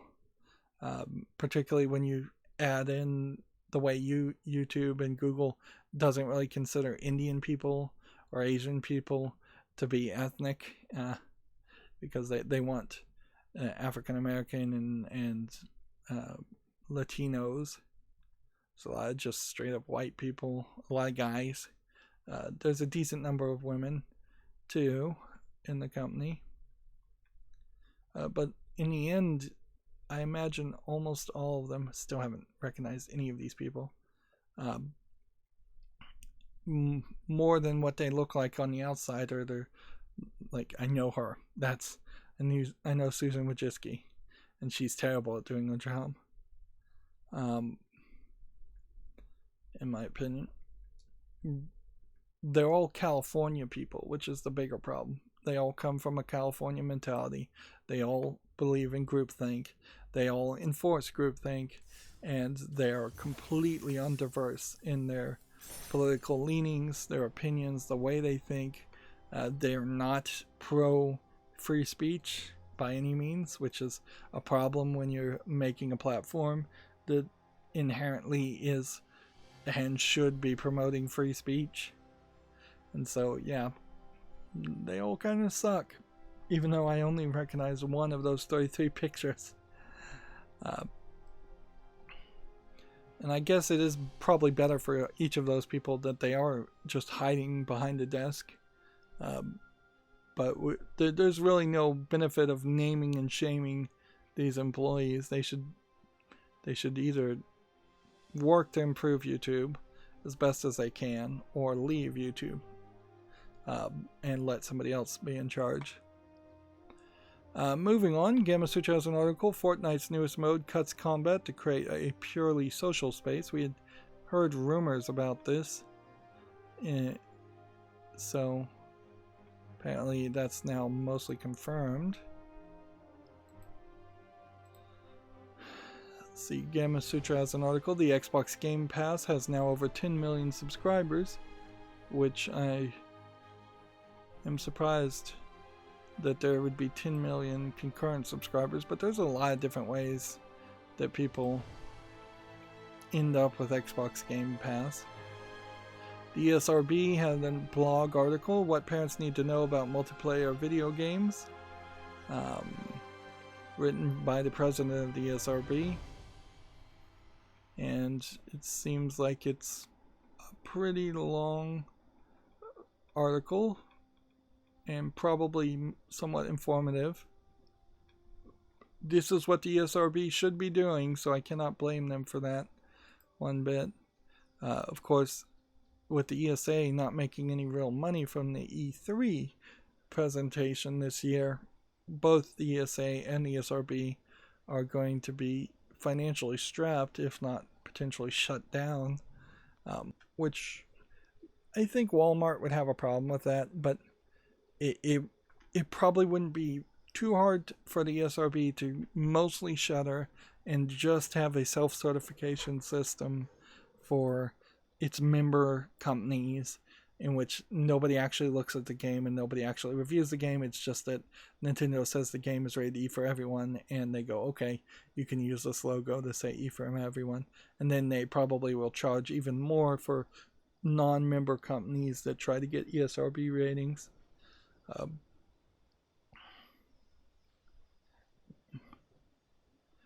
Moving on, we have a game on Steam here called Royal Alchemist, which seems like it might be a Western visual novel. The art style's rather nice if it is from a Western animator. Doesn't look bad. It might be, they're calling it a otome / boy x cross boy dating simulator, which means they kind of don't know what it is. Like, otome games are supposed to be for young maidens, so it's like basically straight young girls romance dating simulators. BXB, I assume, means boy x boy, which would be more of a gay dating simulator. What is the name of those? They're called Yuri if it's girl on girl. I don't know what it's called guy on guy off the top of my head. But you customize your protagonist between a male and female version, so I guess it's take your pick there. $19.99, English, but no full audio. I'm going to put it on the fall list and we'll see if people like it. I don't hate the idea of custom creating a character in a visual novel. Play your own way, by all means. TechRaptor has an article, Tale of Ronin release date has been pushed back to 2021. I don't even recall this game. Looks like it's a pretty flat hack and slash simulator game. I don't know how much actual gameplay is there. So yeah, maybe they'll have some more time now that it's delayed to maybe put together a more interesting trailer and more gameplay mechanics. Gamma Sutra has an article, My.Games launches a $10 million publishing program for hyper-casual developers. So check that article out if you're interested. Let's see. I think we already talked about that, so I'm not going to bring up again. Here we have a game on Steam called Fire Escape where it's kind of like the movie Rear Window, where you're watching through the windows of people and getting stories, basically being a voyeur. There was a full motion video game where you did something like this a couple decades ago, and it seems like this is a newer modernization of that idea. So I'm going to put that on the follow list if I can. It does not require VR. It's $9.99. It's from the same publisher as 1979 Revolution. It's rated M for violence, blood, suggestive themes, and strong language. It's English full audio. Yeah. There almost certainly are people out there that sit on their fire escape and look through other people's windows. And inherently, I don't think it's particularly illegal to look through somebody's open windows. It's only illegal to like put a camera in somebody's house where they have an expectation of privacy. You really don't have so much of an expectation of privacy if you have a open, uncurtained window and people looking through it. On the other hand, there have been cases where somebody has decided to walk around naked in their house and their curtains are open, and then the neighbors have complained and the police have said, well, no, they're inside their house. They're within their own rights to be as undressed as much as they want to be. So if you don't want to see it, don't look in their windows. So it is kind of a two-way street. Next we have a game on Steam called The Wind and Wilting Blossom, which sounds very Japanese, but then looks kind of boring. It looks like it's a hex grid tile placement game. It looks pretty dull.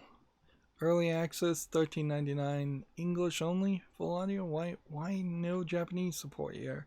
Why no Chinese support? It kind of feels more like a Chinese game. But yeah, that's weird and boring looking, so I'm not going to put it on the fall list.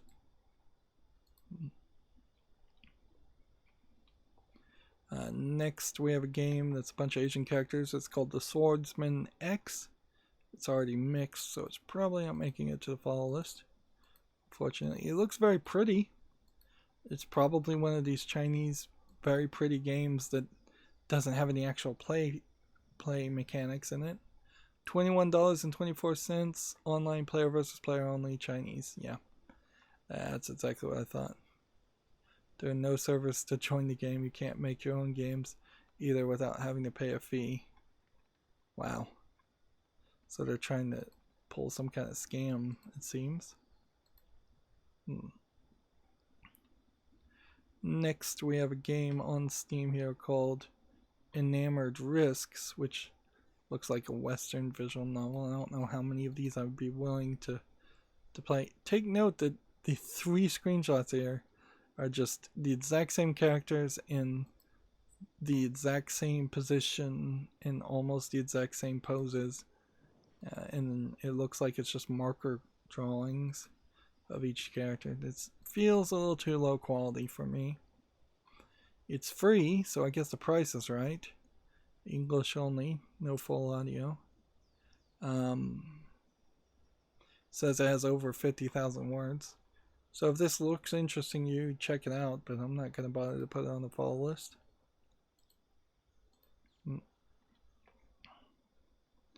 Next, we have a game on Steam called The Test Hypothesis Rising, which apparently is a sequel to something, but I've never heard of it. And it looks to me like it is an RPG Maker game trying to also be a visual novel game. Every single screenshot is the exact same thing, and that looks boring. Looks really, really boring. Let's see. There's a game called The Horoscope. There's a game called The Test. Yes, let's go look at the test. The test was overwhelmingly positive. Why? Why would this game be so overwhelmingly positive? Because it's $1.99. I guess people knew what they were getting. There is a great argument to be said that people probably weren't expecting much from these screenshots, where it is just going to ask you questions. But there also might just be some review manipulation going on here. But if you can get a bot to give you 1,000 plus upvotes and Steam is not catching you, that's pretty crazy. Yeah, I don't see anything here though. This really does feel like it's a text-based game, and that doesn't interest me.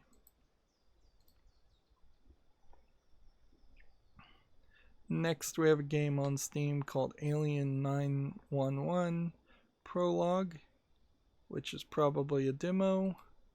And if it is a demo, I'm going to not put it on the follow list. If it isn't, it looks kind of nice. Yep, it is a demo. It's free. It does have some single player content in it. No online player versus player. It feels like it should be a game that has some online player versus player. But yeah, no to demos. Next, we have a game on Steam called Hypercharge Unboxed, which looks like action figures fighting each other. Player first-person shooter of action figures. It is an interesting evolution of the Little Green Men games that existed about a decade ago. $14.99 discounted. Whole bunch of different ways you can play. Third-party EULA, English full audio. I think this probably deserves to be on the fall list. It says 4-player competitive first-person shooter, though. So I don't know if there really is a single-player way to play this, or if it's a really bad experience as a single player to play this. So I'll have to consider it further. Getting 4 players to play with you is going to be a problem in any game. Next, we have a game on Steam called Cyberception, which looks like a first-person shooter game with some kind of asset flippy graphics and some dark screenshot syndrome, which that is the first time I've even had to use that phrase today. And some neon lights, which always irritate my eyes. Early access, 1999, English full audio. Single player only. Yeah, I see nothing here of interest.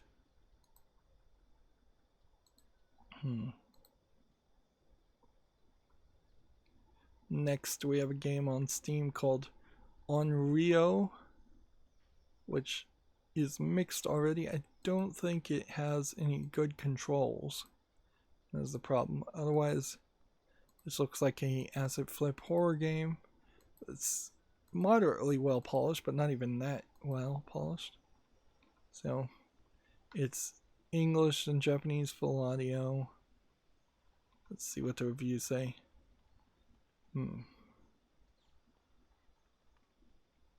First ghost I met looked pretty glitchy. And ghosts. Here we have something not in English. So much potential here, but come on. Yeah, better than this. Yeah. Seems like the quality is just low on this game.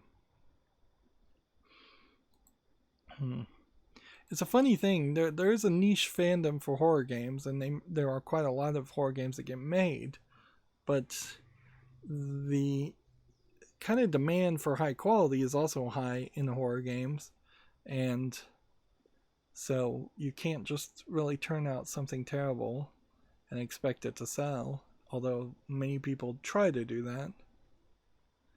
Next, we have a game here on Steam called Sand to Surf, which is marked as mixed already too. Looks like you're surfing on sandboard. It looks kind of asset flippy though, and the red on the red background on the brownish walls is kind of a pain visually. This is early access free, English only. Let's see. You fall through the map and the game doesn't detect it, apparently, according to one review. I don't think there's actually enough game here anyways, though. Just surfing on sands is a gameplay element, and avoiding giant spiders is an idea, but there should be some other gameplay elements, some collectibles, some kind of weapon, something to make this a bit more of a racing game, some competitors, something at all. Seems like you're racing to certain parts to destroy certain corrupting vines, which that's a cool idea and all, but it doesn't seem thought all the way through.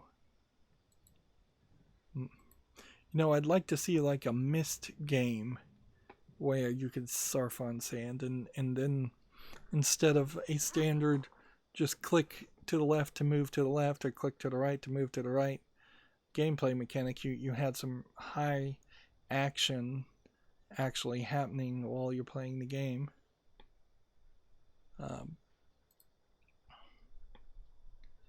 So next we have a game on Steam called King of Spies. A lot of these came out almost a week ago, by the way. This is a Western visual novel by the looks of the art style of the characters. Her head is a little too small for her body. This is $3.99, which is too cheap. It's English only, and the animation style does not give me a lot of interest. It's a Yuri dating sim, so girl on girl. I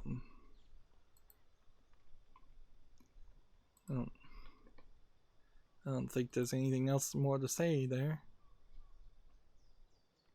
Next, we have a game on Steam called Unformed, which has some screenshots that don't seem to really connect. Seems like it is a side-scrolling hack and slash game, but they're saying it's a 2D action RPG game. Here, this video does not seem to be playing at all.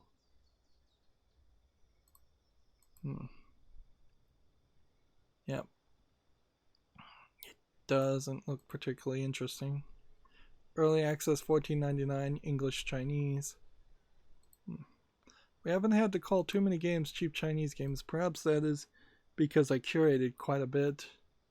Perhaps it's just they've given up on making cheap Chinese games and putting them on Steam. Perhaps it's because of just them having to work from home. Next, we have a game on Steam called War of the Wasteland. I guess that would be a generous, wonderful thing if all of a sudden so many game developers have to work from home that the garbage games stop showing up on Steam because nobody's willing to spend the effort on it. This is just an attempt at a Fallout clone, this game, and I wouldn't be surprised if there's a lot of stolen art assets in the game too.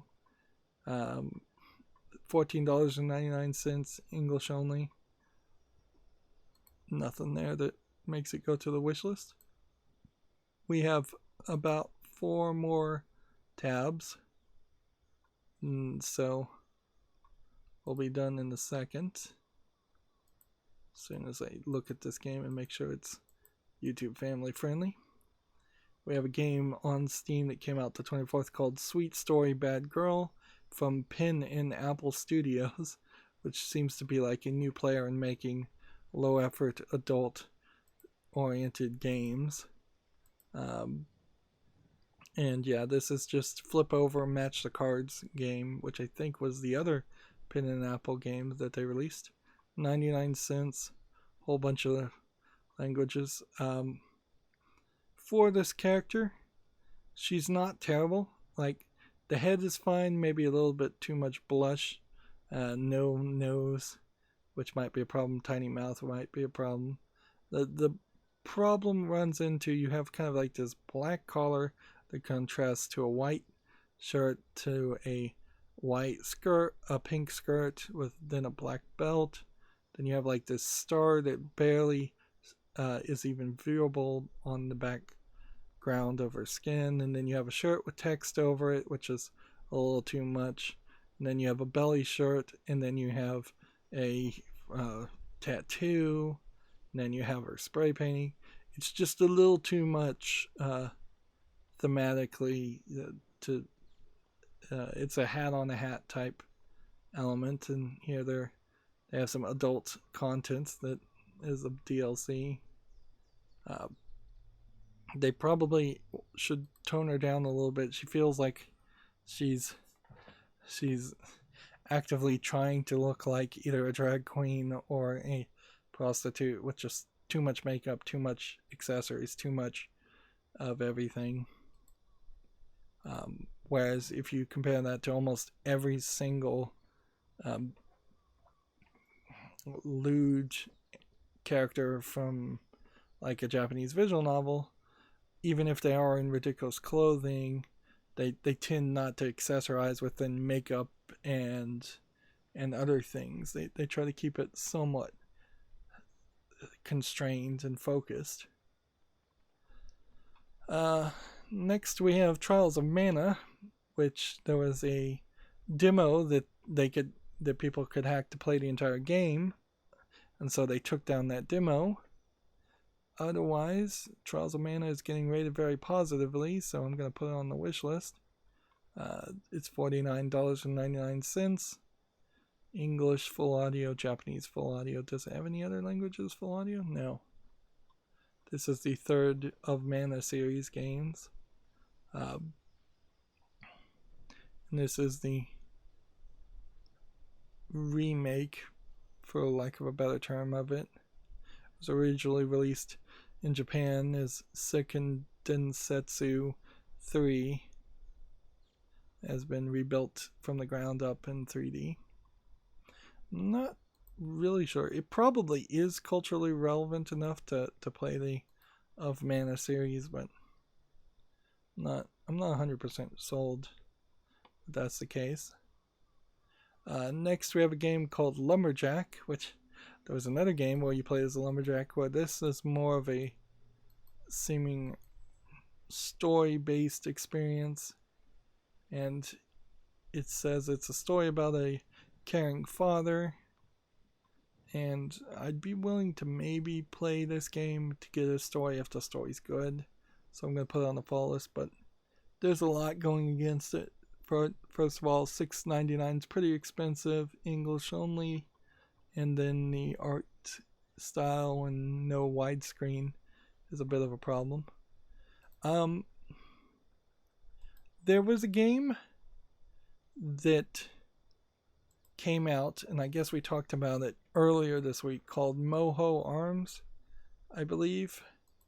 And in a weird twist, it was definitely not a game that you would have thought would have been a adult game, but it totally was an adult game. So yeah, I don't know if there's anything specifically special to say about that.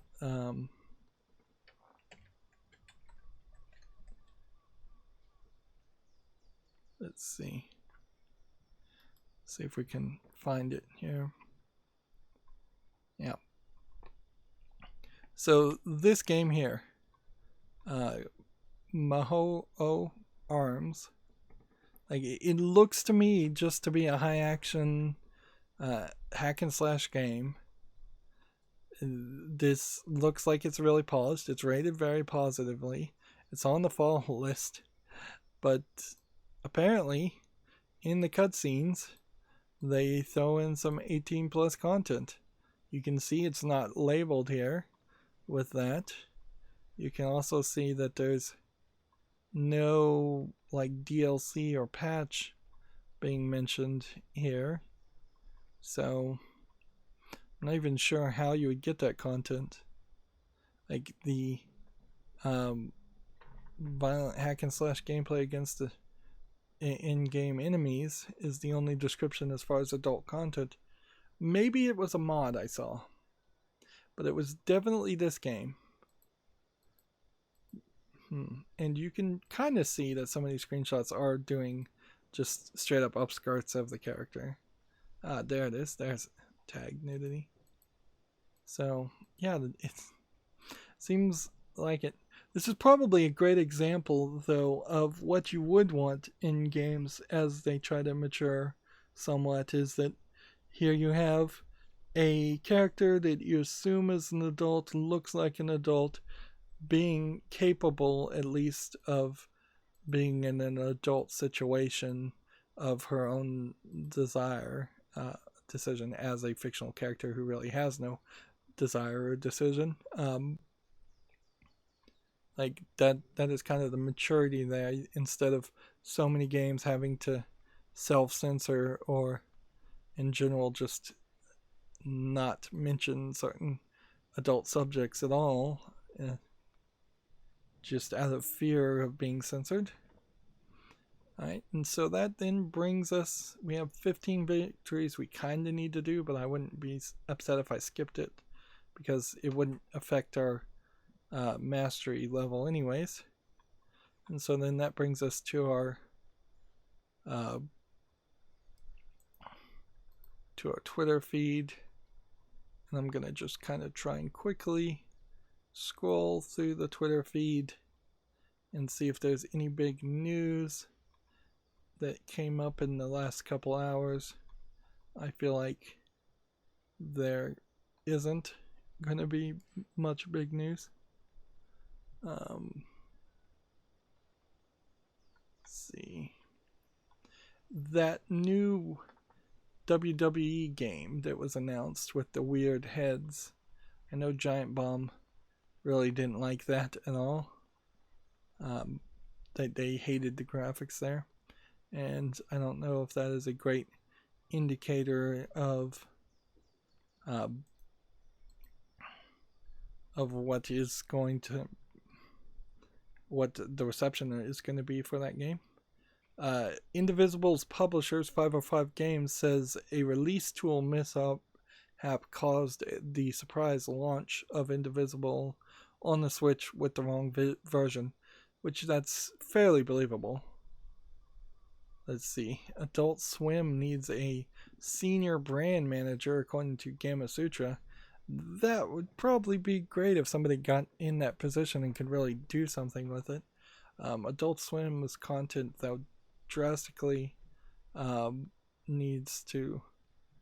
They need to hire more people and spend more money to get their content made in a reasonable time. There's shows that just don't make any content for 2, 3, 4 years, 5 years, 10 years, and then they come back and it's like, okay, I guess I'll watch this new season of the Venture Brothers that hasn't been on TV for 4 years. But honestly, I would have preferred for them just to wrap up. Even like the FX animated series Archer kind of went off the rails after the final season, where they were just telling a standard story of one character, and they started just going into entire seasons telling spin-off stories that didn't really matter. So yeah, brand manager would help. Although in all fairness, Toonami can't really change its brand at all. It's 100% nostalgia. They can't really get rid of Tom. They can't really do anything different. And they can't do the one thing that they would love to do, which is get rid of all the anime that Toonami airs and replace it with homemade content that they don't have to pay a license on.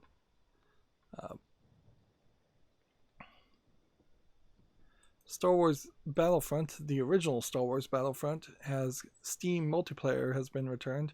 I believe that was a Games for Windows Live issue, and so they've patched it so it will work without that. We'll talk more about that on Monday, and talk about all these articles on Monday that I'm just mentioning. Yeah. I think the focus, particularly on Toonami, is that they let a lot of random stuff be made, a lot of silly stuff, stupid stuff that isn't going to really get anybody's attention. That they're in this weird time slot where they're never going to get a lot of people's attention anyways. But if they focused more on just more proven successes, if they got Futurama, for instance, and re-aired a bunch of that and made new seasons of that, that would be a lot better. Had they gotten the Enchanted series that Netflix picked up, that would have been better. Had they gotten like Big Mouth from Netflix, that would have been better for them, compared to a lot of the garbage shows that aren't even I'm not even capable of naming.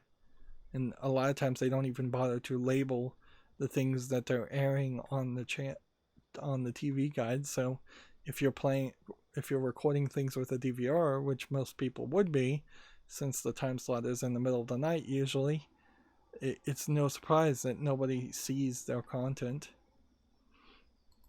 Well, I'm done with my Twitter feed. There's no new news, and I doubt there will be any new news over the weekend. So, as always, I ask you to like, share, subscribe, comment, and watch every second of my videos. If you want a friend to follow me on any social media sites, there's a bunch of links down below. And if you want to support me further, there's a link to Patreon, or you can friend me on Steam and gift me a game off my wishlist. Thank you for watching. Have a good evening.